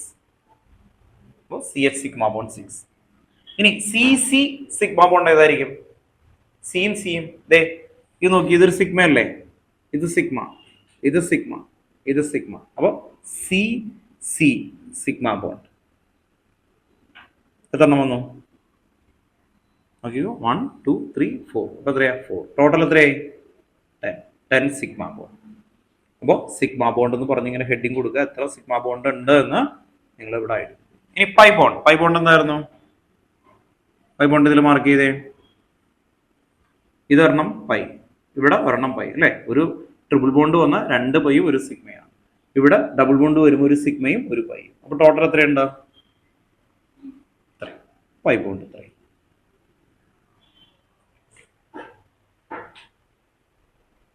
Pi bond 3. അപ്പോൾ ട്രിപ്പിൾ ബോണ്ട് വരുമ്പോൾ 1 സിഗ്മ, ബാക്കി 2 എണ്ണം പൈ ബോണ്ട്. ഡബിൾ ബോണ്ട് വന്ന 1 സിഗ്മ, ബാക്കി എന്തായിരിക്കും? ഒരെണ്ണം അല്ലേ? ക്ലിയർ ആയി. ഇനി ഹൈബ്രിഡൈസേഷൻ ഇവർ ചോദിച്ചിട്ടില്ല, പക്ഷെ നമ്മൾ എഴുതും കേട്ടോ ഓർത്തുക. അങ്ങനെയാണെങ്കിൽ ഈ കാർബൺ ആറ്റം കേട്ടോ ഓർത്തുക, ഈ കാർബൺ ആറ്റം ഇവിടെ തൊട്ട് തുടങ്ങാം. അവിടെ നോക്കാം. എന്തിനാ മോനെ പറഞ്ഞു? ഇത് ഹൈബ്രിഡൈസേഷൻ എന്തായിരിക്കും? ഇതിൽ നോക്കിയിട്ട് പറഞ്ഞാൽ മതി. SP കണ്ടോ ഓർത്ത് നോക്കാം. അപ്പോൾ ഇതിന്റെ ഹൈബ്രിഡൈസേഷൻ SP. എന്തുകൊണ്ടായിരുന്നു? Triple bond. ട്രിപ്പിൾ ബോണ്ട് ഒന്ന് SP കേട്ടോ ഓർത്ത് നോക്കാം. ദെൻ നെക്സ്റ്റ് അടുത്ത ആള്, ഇതിന്റെ ഹൈബ്രിഡൈസേഷൻ ശരിയാ പറഞ്ഞു. sp3 എന്ന് പറഞ്ഞാൽ എന്ത് വേണം? സിംഗിൾ ബോണ്ട് കേട്ടോ ഓർത്ത് നോക്കാം. സിംഗിൾ ബോണ്ട് ആണോ നോക്കി? ഈ കാർബൺ ഇവിടെ ട്രിപ്പിൾ ബോണ്ട് ഇല്ലേ? ഫ്രണ്ടോ ബാക്കോ ഒന്നുമല്ല, ഏത് സൈഡിലോ എവിടെ വന്നാലും ഏതെങ്കിലും ഒരു സൈഡിൽ അല്ലെങ്കിൽ ഏതെങ്കിലും ഒരു ഭാഗത്ത് ട്രിപ്പിൾ ബോണ്ട് ആണെങ്കിൽ അത് ട്രിപ്പിൾ ബോണ്ട് ആണ് കേട്ടോ ഓർത്ത് നോക്കാം. അപ്പൊ എന്തായിരിക്കും? SP കേട്ടോ ഓർത്ത് നോക്കാം. അയാൾ എന്തുകൊണ്ടായിരിക്കും sp3 പറഞ്ഞത്? അതുകൊണ്ടാണ് ഞങ്ങൾ ചോദിക്കുന്നത് കേട്ടോ ഓർത്ത് നോക്കാം. ഇപ്പുറത്ത് ഒരു സിംഗിൾ ബോണ്ട് ഉണ്ട്, അതുകൊണ്ടായിരിക്കും അയാൾ sp3 എന്ന് പറയുന്നത് അല്ലേ? ഓക്കെ. പക്ഷെ നമ്മൾ നോക്കേണ്ടത് എന്താണ്? ആക്ച്വലി ഫ്രണ്ടിലോ ബാക്കിലോ സൈഡിലോ ഒന്നുമല്ല, ഇതിന് സറൗണ്ടിങ് ആയിട്ട് എവിടെയെങ്കിലും ഒരു ട്രിപ്പിൾ ബോണ്ട് വന്നാൽ ട്രിപ്പിൾ ബോണ്ടാണ്. എവിടെയെങ്കിലും ഒരു ഡബിൾ ബോണ്ട് വന്നാൽ ഡബിൾ ബോണ്ടാണ്. അങ്ങനെ എടുക്കണം കേട്ടോ ഓർത്ത് നോക്കുക. ചിലത് ഇനി താഴേക്കായിരിക്കും, മുകളിലേക്കായിരിക്കും, അങ്ങനെയൊക്കെ തരാം അല്ലേ? ഓക്കെ. അപ്പൊ ആ രീതിയിൽ എടുക്കണം. ഇതും SP. ഇനി ഈ കാർബണാറ്റം ആണ് ആക്ച്വലി sp2 കൊണ്ടോ ഈ സൈഡ് ഇപ്പുറത്തുണ്ട് അല്ലേ? എവിടെയെങ്കിലും നോക്കിയാൽ മതി. അടുത്ത ആൾ ഇത് പറഞ്ഞു. ഈ കാർബണാറ്റം ശരിയാ പറഞ്ഞു. sp3 എന്നല്ലേ പറഞ്ഞു? ആണ്. എന്തുകൊണ്ടായിരിക്കും? ഈ കാർബൺ എവിടെയെങ്കിലും ഏതെങ്കിലും സൈഡിൽ ഡബിൾ ബോണ്ടോ എന്തെങ്കിലും ഉണ്ടോ നോക്കി. ഈ കാർബൺ അല്ലേ, ഇതിന് ചുറ്റിനും എത്ര ബോണ്ട് ഉണ്ട്? 1 2 3 4 സറൗണ്ടിങ്. അതിലെവിടെയെങ്കിലും ഡബിൾ ബോണ്ട് ഉണ്ടോ? അപ്പൊ എന്തായിരിക്കും? sp2. ഇല്ല. അങ്ങനെയാണെങ്കിൽ എല്ലാത്തിനും ഉണ്ടല്ലോ. ഇതിന് സിംഗിൾ ബോണ്ട് അല്ലേ? അങ്ങനെയാണെങ്കിൽ ഇതിന് സിംഗിൾ ബോണ്ട് അല്ലേ? അങ്ങനെയാണെങ്കിൽ ഇതിന് സിംഗിൾ ബോണ്ട് അല്ലേ? ഇത് സിംഗിൾ ബോണ്ട് അല്ലേ? അപ്പൊ പറ്റുമോ? ഇല്ല. സിംഗിൾ ബോണ്ട് എന്ന് പറഞ്ഞാൽ എല്ലാത്തിനും ഉണ്ടാവും. പക്ഷെ ഏതെങ്കിലും ഒരു ട്രിപ്പിൾ ബോണ്ട് ഉണ്ടെങ്കിൽ ഓർത്ത് നോക്കാം. അപ്പൊ അതുണ്ട് ആയിക്കഴിഞ്ഞാൽ അല്ലേ ഓർത്ത് നോക്കാം. അപ്പൊ എനിക്കൊരു കാർ ഉണ്ട് എന്ന് പറയുന്നതാണ് ആക്ച്വലി. എന്ന് കരുതി എന്റെ പോക്കലുണ്ടോ? ഇല്ല, എന്റെ വീട്ടിലാണ് എന്ന് കരുതിയിട്ട് അല്ലേ? അതുപോലെയാ. എന്ന് പറഞ്ഞാൽ കാർബണിന് ഏതെങ്കിലും ഒരു സൈഡിൽ, റിപ്പീറ്റ് ചെയ്യാം, കാർബണിന് സറൗണ്ടിങ് ആയിട്ട് എവിടെയെങ്കിലും ട്രിപ്പിൾ ബോണ്ട് വന്ന sp, ഡബിൾ ബോണ്ട് വന്ന sp2. സിംഗിൾ ബോണ്ട് ഓൾറെഡി ഉണ്ടാവും, അല്ലാതെ പിന്നെ ഓർത്ത് നോക്കാം. കാരണം ഈ കാർബൺ എടുക്കുക, ട്രിപ്പിൾ ബോണ്ട് ഉണ്ട്, ഇവിടെ സിംഗിൾ ബോണ്ട് ഇല്ല, അങ്ങനെയാണെങ്കിൽ കേട്ടോ ഓർത്ത് നോക്കാം. അപ്പൊ ആ ലോജിക്കില് നിങ്ങൾ ശ്രദ്ധിച്ച് ഓർത്ത് നോക്കുക കേട്ടോ. ഓർത്ത് നോക്കാം. ഏതെങ്കിലും ഒരു സൈഡില്, ഫ്രണ്ടിലോ ഇതിലോ എവിടെയെങ്കിലും ഡബിൾ ബോണ്ട് വന്നാൽ അതെന്തായിരിക്കും? നെക്സ്റ്റ്, അപ്പൊ ഇതും sp2 ആണ്. ഇതെന്തായിരുന്നു? അടുത്ത മീനാക്ഷി sp3. കണ്ടോ? എല്ലായിടത്തും സിംഗിൾ ബോണ്ട് ഉണ്ടോ? ഓർത്ത് നോക്കുക. അങ്ങനെ വന്നാൽ മാത്രമാണ് സിംഗിൾ ബോണ്ട് ഓൺലി അല്ലേ? അങ്ങനെ വരുമ്പോ sp3. അപ്പോ sp3 എന്ന് പറയുമ്പോൾ നിങ്ങൾക്ക് വേണമെങ്കിൽ ഒന്ന് ക്ലിയർ ആയിട്ട് എഴുതി നോക്കുക. cc സിംഗിൾ ബോണ്ട് ഓൺലി അങ്ങനെ എഴുതി വെച്ചു. ഇവിടെ ഓർത്ത് നോക്കുക. ഇത് എന്താണ്? എനി അല്ലെ? ഏതെങ്കിലും ഒരു സൈഡിൽ ഡബിൾ ബോണ്ട് മതി, ഇത് ഏതെങ്കിലും ഒരു സൈഡിൽ ട്രിപ്പിൾ ബോണ്ട് മതി. ഇതിന് ആൻസർ ഇത് എഴുതാം. അടുത്ത ക്വസ്റ്റ്യൻസ് നിങ്ങൾ കറക്റ്റ് ആയിട്ട് ചെയ്തിട്ട് ഇപ്പൊ പറയണം കേട്ടോ. ആ ചോദിച്ചു. ഏതാ? ഇതാണോ? ഇതോ? അതെ, സിയും തമ്മിൽ സിഗ്മ ബോണ്ട് പറഞ്ഞില്ലേ? ഈ സിയും തമ്മിൽ എത്ര എണ്ണം ഉണ്ട്? 1 2 3 4 4 10. 6 + 4 10. പ്ലസ് ഇടാത്തോണ്ടോ? കേട്ടോ, 10. ടോട്ടൽ സിഗ്മ ബോണ്ട് അല്ലേ ചോദിക്കുന്നത് അല്ലേ? ടോട്ടൽ കാണുമ്പോൾ 6 + 4 10 കേട്ടോ. ചോദിക്കണം കേട്ടോ. ഓക്കെ അല്ലേ? അടുത്ത ക്വസ്റ്റ്യൻ കേട്ടോ. ഇതിൽ തന്നെ സെക്കൻഡ് ക്വസ്റ്റ്യൻ. CH2C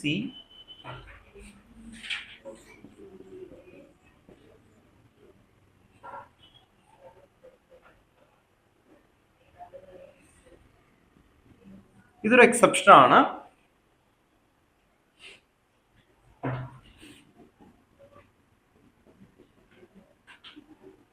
ഇതില് sigma bond and pi bond കേട്ടോ. വേഗം കണ്ടത്. Find the sigma bond and pi bond. ഹൈബ്രിഡൈസേഷനിൽ ഒരു എക്സെപ്ഷൻ എന്ന് പറഞ്ഞാൽ രണ്ട് സൈഡില് ഡബിൾ ബോണ്ട് വന്നാൽ അത് sp ആണ്, ലീനിയർ ആണ് ആക്ച്വലി വരും കേട്ടോ. ഓർത്ത് നോക്കാം. CO2 കാർബൺ ഡൈ ഓക്സൈഡ് ഇല്ലേ, അത് ലീനിയർ ആണ് ആക്ച്വലി രണ്ട് സൈഡില്. അപ്പൊ അത് വേണ്ട. അതിനു മുമ്പ് നിങ്ങൾ സിഗ്മ ബോണ്ടും പൈ ബോണ്ടും കണ്ടെത്തിയിട്ട് ഇപ്പൊ എന്നെ കാണിച്ചു തരണം, പറയണം ഇൻഡിവിജ്വലി കേട്ടോ. സിഗ്മ ബോണ്ട് അത് സ്ട്രക്ചർ വരക്കണം. എന്നിട്ട് എത്ര സിഗ്മ ബോണ്ട് ഉണ്ട്, എത്ര പൈ ബോണ്ട് ഉണ്ടെന്ന് വേഗം ഫൈൻഡ് ചെയ്യണം കേട്ടോ. Sigma bond and pi bond വേഗം ഫൈൻഡ് ചെയ്യും. എന്നിട്ട് വേഗം പറ.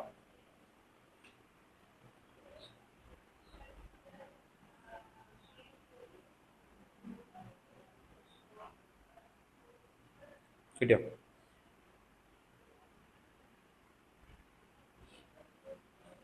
പൈ ബോണ്ട് എത്ര നോക്കാം ശരിക്കും നോക്കാം.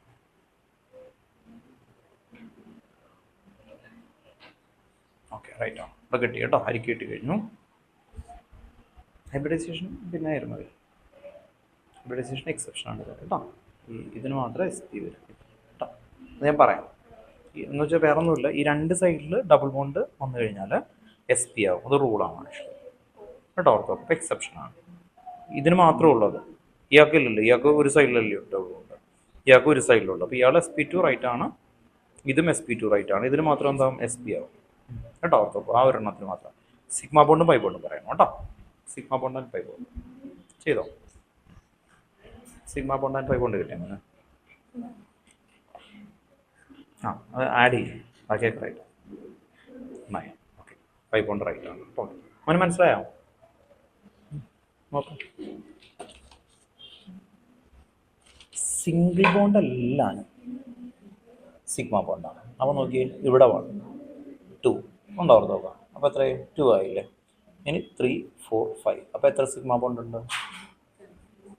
ഇതിൻ്റെ മാത്രം നോക്കിയാൽ സിഗ്മ ബോണ്ട് എത്ര എച്ച് ഉണ്ടെന്ന് നോക്കിയാൽ കണ്ടോ, ഇത് സിഗ്മയാണ്, ഇത് സിഗ്മയാണ്, ഇത് സിഗ്മ, ഇത് സിഗ്മ, ഇത് സിഗ്മ. എച്ച് എത്രയുണ്ടോ അതെല്ലാം അവിടെ വരുന്ന സിംഗിൾ ബോണ്ടുകൾ എല്ലാം എന്തായിരിക്കും സിഗ്മ ബോണ്ടാണ്.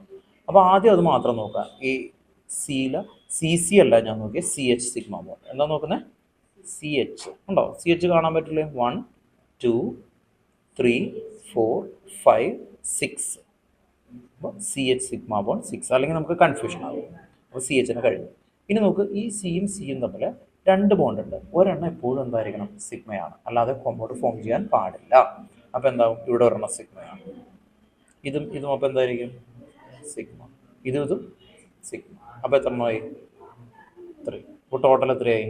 9 ഉണ്ടോ? അപ്പോൾ CC സിഗ്മ ബോണ്ട് ഉണ്ടോ? ഓക്കെ, ക്ലിയർ ആയില്ലേ? ഇതാണ് 9. ഇനി ഈ ഡബിൾ ബോണ്ട് വന്നിട്ടില്ലേ, അത് ഒരെണ്ണം സിഗ്മ ആയിരിക്കും, മറ്റേതെന്തായിരിക്കും? പൈ ആയിരിക്കും. ഇവിടെയും അപ്പോൾ ഒരെണ്ണം സിഗ്മയാണെങ്കിൽ മറ്റേതെന്തായിരിക്കും? പൈ ഉണ്ടോ? അപ്പോൾ എത്ര പൈ ബോണ്ട് ഉണ്ട്? ശരിയാ, 2 ആണ് കേട്ടോ. ഓർത്തോ, വേറൊന്നുമില്ല. 1 2 എളുപ്പമല്ലേ?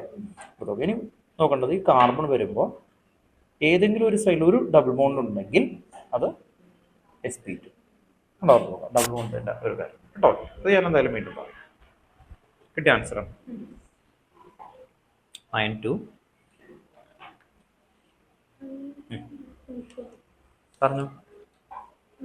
സിഗ്മ ബോണ്ട് എങ്ങനെയാണ് നോക്കുന്നത്? സിഗ്മ ബോണ്ട് ആദ്യം പറ. CH ബോണ്ടുകൾ എത്ര എണ്ണം ഉണ്ട് നോക്ക്. 2 എണ്ണോ? CH നോക്ക്. ശരിക്കും എന്താണോ ഒന്ന് നോക്കാത്തെ?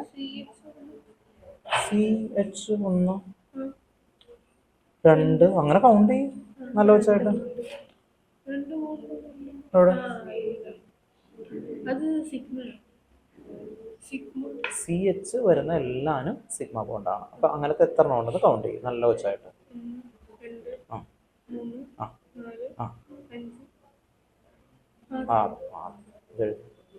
CH സിഗ്മ ബോണ്ട് എന്നല്ല എഴുതിയേക്കുന്നത്, CH സിഗ്മ. അതോ എഴുതാൻ പറയാൻ CH സിഗ്മ ബോണ്ട് അങ്ങനെ എഴുതും, എന്നാലും കിട്ടുള്ളൂ മെത്തേഡ്. അല്ലെങ്കിൽ നിങ്ങൾക്ക് ആകെ കൺഫ്യൂഷൻ ആകും. വലിയ മോളിക്കൂളൊക്കെ തരുമാര്.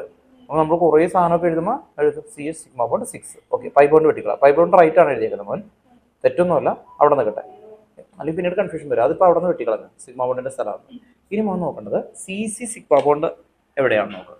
CC ഏതൊക്കെയുണ്ട്? 1 ഒരു C ഇല്ലേ, അടുത്ത CC എത്ര? 2 3 3 CC sigma. CC sigma bond ഉണ്ടാവും. എത്ര എണ്ണമായി ഇപ്പം? Okay, CC 3. ഇപ്പോൾ ടോട്ടൽ എത്രയായി? 9 സിഗ്മ. അങ്ങനെയാണ് കേട്ടോ. Okay, 9 sigma. ഇനി പൈ ബോണ്ട് എന്ന് പറയുമ്പോൾ ഡബിൾ ബോണ്ടിൽ ഒരെണ്ണം സിഗ്മയാണെങ്കിൽ മറ്റെന്തായിരിക്കും? Pi bond. അങ്ങനത്തെ എത്ര എണ്ണം ഉണ്ടെന്ന് നോക്കിയേ? 2. 2 പൈ. എളുപ്പമല്ലേ? ഓക്കെ, ശരിയല്ലേ കിട്ടിയേക്കുന്നത്? തൻ്റെ ഫോട്ടോ വരയ്ക്കാം. ഓക്കെ, നമുക്ക് ഇവിടെ കാണിക്കാം കേട്ടോ. അയാൾ നല്ല ഭംഗിയിലൊരു ഫോട്ടോ ഒക്കെ വരയ്ക്കുന്നുണ്ട്. റൈറ്റ് കേട്ടോ. 9 2 തന്നെയല്ലേ? കാണിക്കാം കേട്ടോ. Candy കേസറൊക്കെ വരയ്ക്കുന്നുണ്ടായിരുന്നു.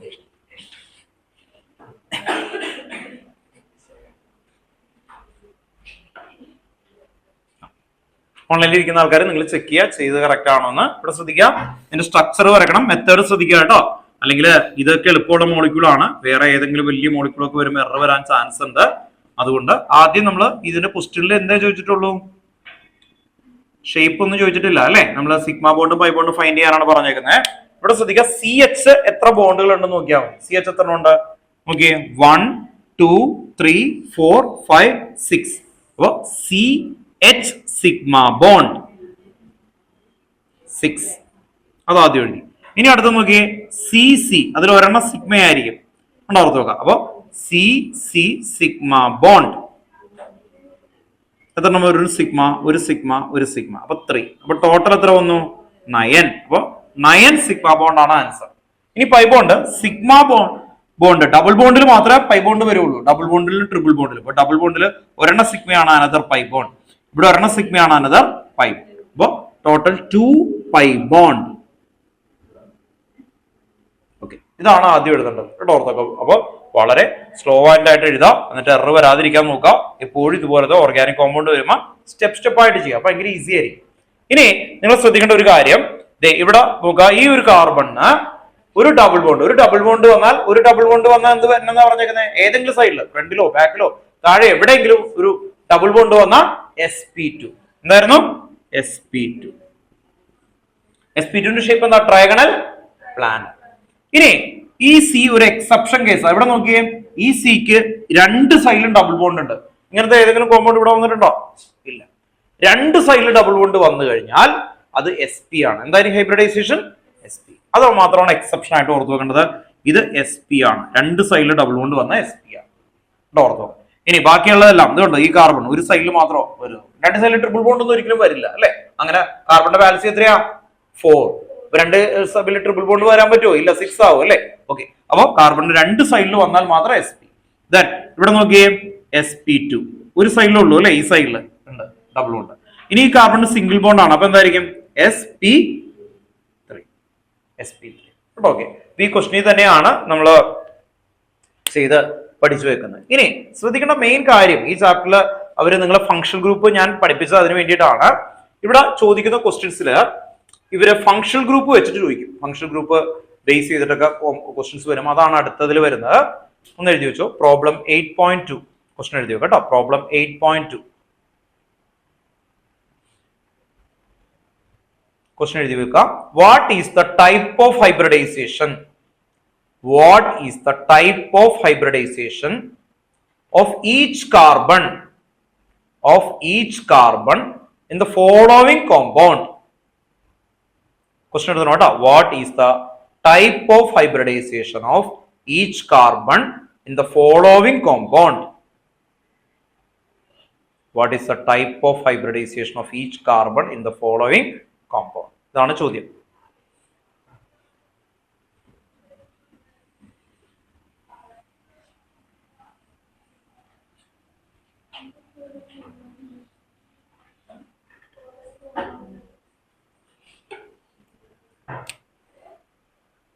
First question, CHCl3. Second question, CH3 twice CO.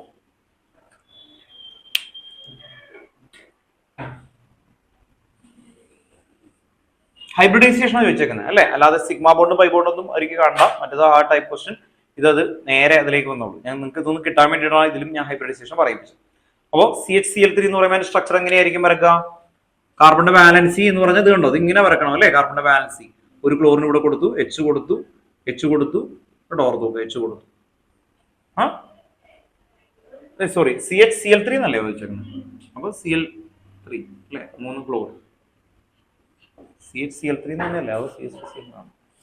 CH3Cl ആണ് കേട്ടോ, സോറി, CH3Cl ആണ്. ഇത് ക്ലോറോഫോം ആണ്. രണ്ടായാലും ആൻസർ സെയിം ആണ് കേട്ടോ. CH3Cl എന്നാണ് ഇവിടെ എഴുതിയപ്പോ. രണ്ടായാലും ആൻസർ സെയിം ആണ്, പേടിക്കണ്ട. ഇതെന്തായിരിക്കും? ഇതിന് സറൗണ്ടിങ് സിംഗിൾ ബോണ്ട് ആണ്. അപ്പൊ ഇതിന്റെ ഹൈബ്രിഡൈസേഷൻ എന്തായിരിക്കും? അതാണ് നമ്മൾ നോക്കുന്നത്. എന്തായിരിക്കും ഹൈബ്രിഡൈസേഷൻ? എല്ലാം സിംഗിൾ ബോണ്ട് അല്ലേ. സിംഗിൾ ബോണ്ട് വന്നാൽ അല്ലെ, സിംഗിൾ ബോണ്ട് മാത്രമേ ഉള്ളൂ, ഓൺലി സിംഗിൾ ബോണ്ട്. അങ്ങനെയാണ് കേട്ടോ, ഓൺലി സിംഗിൾ ബോണ്ട്. അങ്ങനെ വന്നാൽ എന്തായിരിക്കും? sp3.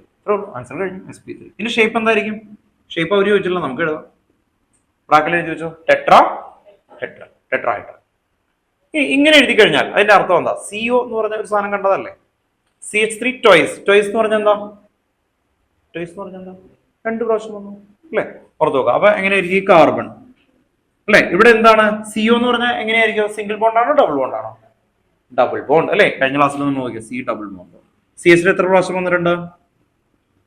2 പ്രാവശ്യം. ഇതിങ്ങനെ ഇരിക്കും. ഇതാണ് അതിന്റെ മോളിക്യൂൾ കണ്ടോ, ഈ ഷേപ്പ്. ഇതാണ്. ഇതിന് നേരെ ആക്കി എഴുതാലോ അല്ലെ, ഓർത്ത് നോക്കാം. നേരെ ആക്കി എഴുതിയാൽ എങ്ങനെ ഇരിക്കും? ഇതിനാ സ്ട്രക്ചർ വരച്ചു നോക്കി. ഇതിനാ അപ്പൊ ഇങ്ങനെ കണ്ടാൽ നിങ്ങൾ സ്ട്രക്ചർ ഒക്കെ വരച്ചു നോക്കണം കേട്ടോ. ഓക്കെ, സ്ട്രക്ചർ വരച്ചു നോക്കുമ്പോൾ എന്തായിരിക്കും?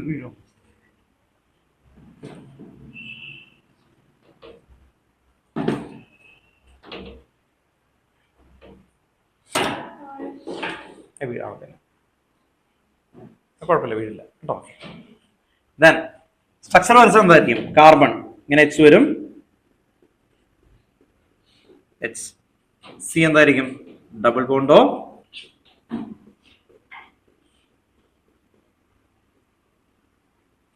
അല്ലെ? എന്തായിരിക്കും ഹൈബ്രിഡൈസേഷൻ? First carbon atom. അപ്പോൾ ഇങ്ങനെ എടുത്തിട്ട് ഫസ്റ്റ് കാർബൺ ആറ്റം എന്തായിരിക്കും? സെക്കൻഡ് കാർബൺ ആറ്റം അല്ലെ? ഇങ്ങനെ എടുത്ത് പോകാം. ഇൻഡിവിജ്വൽ ചോദിച്ചു തുടങ്ങാം കേട്ടോ. അവിടെ നിന്ന് പറഞ്ഞു ഈ കാർബൺ ആറ്റം എന്തായിരിക്കും ഹൈബ്രിഡൈസേഷൻ? sp3. അടുത്ത ആള് വേണം പറഞ്ഞു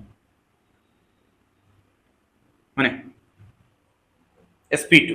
ഗുഡ്, നിങ്ങൾ പോയല്ലോ, കുഴപ്പമില്ല. അടുത്ത എന്തായിരിക്കും? sp3. ആൻസർ ആയിരിക്കും കേട്ടോ. കൺസെപ്റ്റ് ഓക്കെ അല്ലേ? മനസ്സിലാവുന്നുണ്ട്, കുഴപ്പമില്ല.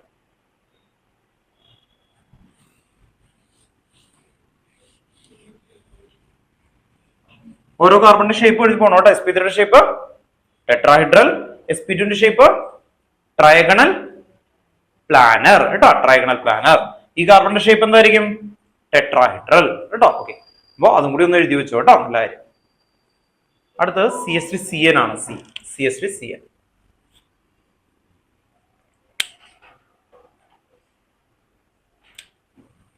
CH3CN. സി എന്ന് പറഞ്ഞാൽ നൈട്രൈൽ ആണ്. പക്ഷെ ഇതിന്റെ സ്ട്രക്ചർ ഒന്ന് ശ്രദ്ധിക്കണം. ആ സ്ട്രക്ചർ അറിയില്ലെങ്കിൽ നമുക്ക് ഇതിന്റെ മാർക്ക് പോകും. കാർബണിന്റെ വാലൻസി എത്രയാന്ന് പറഞ്ഞേക്കുന്നത്? 4. ഇവിടെ ഒരെണ്ണം ഒരു ബോണ്ട് കഴിഞ്ഞാൽ ഇനി എത്ര ബോണ്ട് ഉണ്ട് റിമൈനിങ്? കൂടാനോ കുറയ്ക്കാനോ പറ്റില്ല അല്ലെ? ഞാൻ പറഞ്ഞു കാർബണിന് 4 ഹാൻഡ് ഉള്ള പോലെയാണ്. ഹാൻഡ് ഇടക്ക് വെട്ടിക്കളയാൻ പറ്റുമോ? നമ്മുടെ ഹാൻഡ് എനിക്ക് വേണ്ട, ഇടക്ക് വേണ്ട, അങ്ങനെ പറ്റുമോ? ഇല്ല. കൂട്ടാൻ പറ്റുമോ? ഇല്ല. അതുപോലെയാണ് കാർബൺ കുറയ്ക്കാനും പറ്റൂല, കൂട്ടാനും പറ്റൂല. അതിനൊന്നല്ലെങ്കിൽ ബോണ്ട് ഉണ്ടാക്കണം. അപ്പൊ ഒരു ബോണ്ട് ഇവിടെ കഴിഞ്ഞാൽ ബാക്കി മുഴുവൻ ആർക്ക് കൊടുക്കും? ഉണ്ടോ? ഓർത്ത് നോക്കാം. എൻ ഉണ്ടോ? ഓർത്ത് നോക്കെ. അപ്പൊ അങ്ങനെയൊക്കെ ആലോചിക്കണം കേട്ടോ. ഓക്കെ, നിങ്ങളപ്പോ ലോജിക്ക് ഉപയോഗിച്ച് നോക്കണം. കാർബൺ ആണ്. കാർബൺ 4 ബോണ്ട് ചുറ്റിനും ഇല്ലാതെ ഒരിക്കലും 3 ആയിട്ട് നിൽക്കാൻ പറ്റില്ല അല്ലെ? അപ്പൊ നമ്മൾ അതനുസരിച്ചിട്ട് അഡ്ജസ്റ്റ് ചെയ്ത് കറക്റ്റ് ആയിട്ട് കൊടുക്കണം കേട്ടോ. ഓക്കെ, അപ്പൊ എന്തായിരിക്കും ഹൈബ്രിഡൈസേഷൻ? ഇതിനെന്തായിരിക്കും? sp3. ഇതിനെന്തായിരിക്കും? കാർബണിന്റെ മാത്രമേ നമുക്ക് കണ്ടെത്താൻ പറ്റുള്ളൂ അല്ലെ? ട്രിപ്പിൾ ബോണ്ട് വന്ന sp. ഷേപ്പ് എന്തായിരിക്കും? sp-യുടെ ഷേപ്പ് ലീനിയർ. sp3 ടെട്രാഹൈഡ്രൽ കേട്ടോ. ഓക്കെ, അപ്പൊ ഓരോന്ന് എഴുതണം കേട്ടോ. sp linear, sp3 tetrahedral.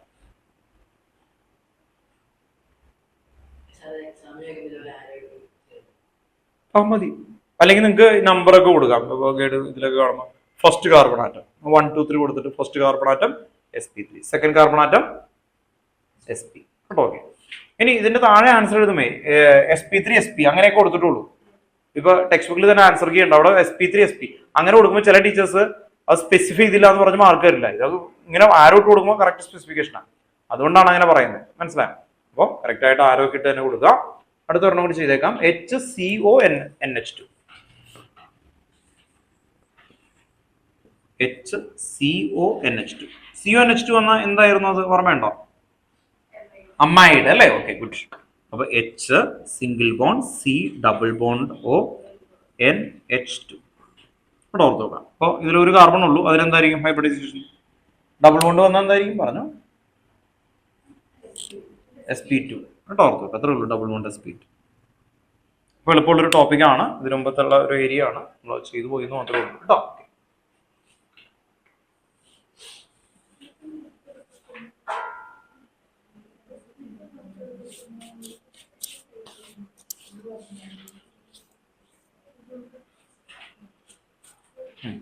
അടുത്ത ക്ലാസ്സിൽ ഇനി നമുക്ക് ഇതിന്റെ കണ്ടിന്യൂഷൻ കൊണ്ടുപോകാം കേട്ടോ. ഓക്കെ, നമ്മൾ എല്ലാ ക്ലാസ്സിലും പറഞ്ഞ പോലെ ഒന്ന് റിപ്പീറ്റ് ചെയ്യാം കേട്ടോ. എന്നിട്ട് വിടുള്ളൂ. നിങ്ങളെ കൊണ്ട് ചോദിക്കും. എത്രയേ ഉള്ളൂ? 15 അല്ലേ? ഫംഗ്ഷൻ ഗ്രൂപ്പ് തുടങ്ങാം. ഫസ്റ്റ് എന്തായിരുന്നു?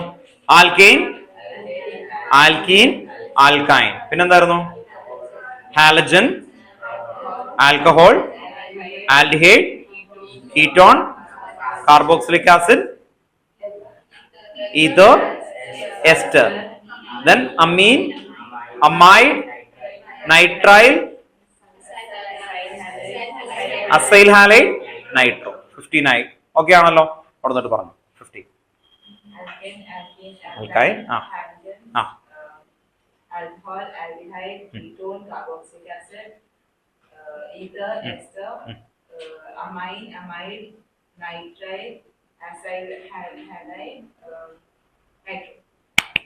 സൂപ്പർ കേട്ടോ. ഓക്കെ, അടുത്ത Alkane, alkene, alkyne, halogen, alcohol, aldehyde, ketone, carboxylic acid, ether, ester, amide, nitrile, acyl halide, nitro. കേട്ടോ, ഓർത്തോ. Then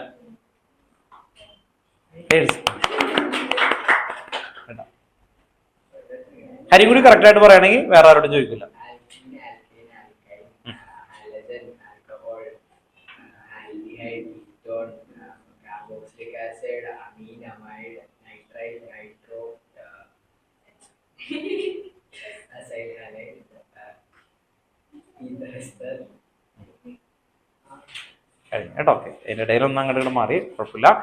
അടുത്ത ക്ലാസ്സിൽ വരുമ്പോൾ അല്ലെങ്കിൽ വേണ്ട, ഇവരോട് ചോദിച്ചില്ലെങ്കിൽ ഒരു വിഷമാവുമല്ലോ കേട്ടോ. ഓർത്ത് നോക്കാം. വേണ്ട വേണ്ട, ഞാൻ അങ്ങോട്ട് ചോദിക്കാം. ആൽഡിഹൈഡ് ഫംഗ്ഷൻ ഗ്രൂപ്പ് പറഞ്ഞാൽ മതി. CHO. Meenakshi, carboxylic acid H. Then next, cyanide or nitrile? Nitrile. ILE, nitrile. CON ആണോ? Nitrile, ILE or cyanide? CN. കേട്ടോ. Okay, CN. Then next, amide. Then alcohol. അല്ലേ? അങ്ങനെ ചോദിക്കും അടുത്ത ക്ലാസ്സിൽ കേട്ടോ. അപ്പൊ അതെന്തായാലും കിട്ടണം. നമുക്ക് ഈ ചാപ്റ്റർ ഇനി ഒന്ന് ഓർഡറിൽ ആദ്യം, ഇനി അടുത്ത ക്ലാസ്സിൽ ഇത് തന്നെ ചാപ്റ്ററിന്റെ ഓർഡറിൽ ഒന്ന് കുറച്ചും കൂടി കയറ്റി പോവാം. കാരണം 2 ചാപ്റ്റർ കൂടി കഴിഞ്ഞാൽ പിന്നെ നമുക്ക് റിവിഷന് കുറെ സമയം കിട്ടും കേട്ടോ. ഓക്കെ, അല്ലെങ്കിൽ പിന്നെ ആ ഗ്യാപ്പായിട്ട് നിൽക്കണ്ടല്ലോ എഴുതിയിട്ടാ അതിന്റെ പേര് കേട്ടോ. ഈ മന്ത് എക്സാം എല്ലാം വരുന്നുണ്ടോ? ജാനുവരി. അപ്പൊ കുഴപ്പമില്ല, അതിന് മുമ്പ് പോർഷനൊക്കെ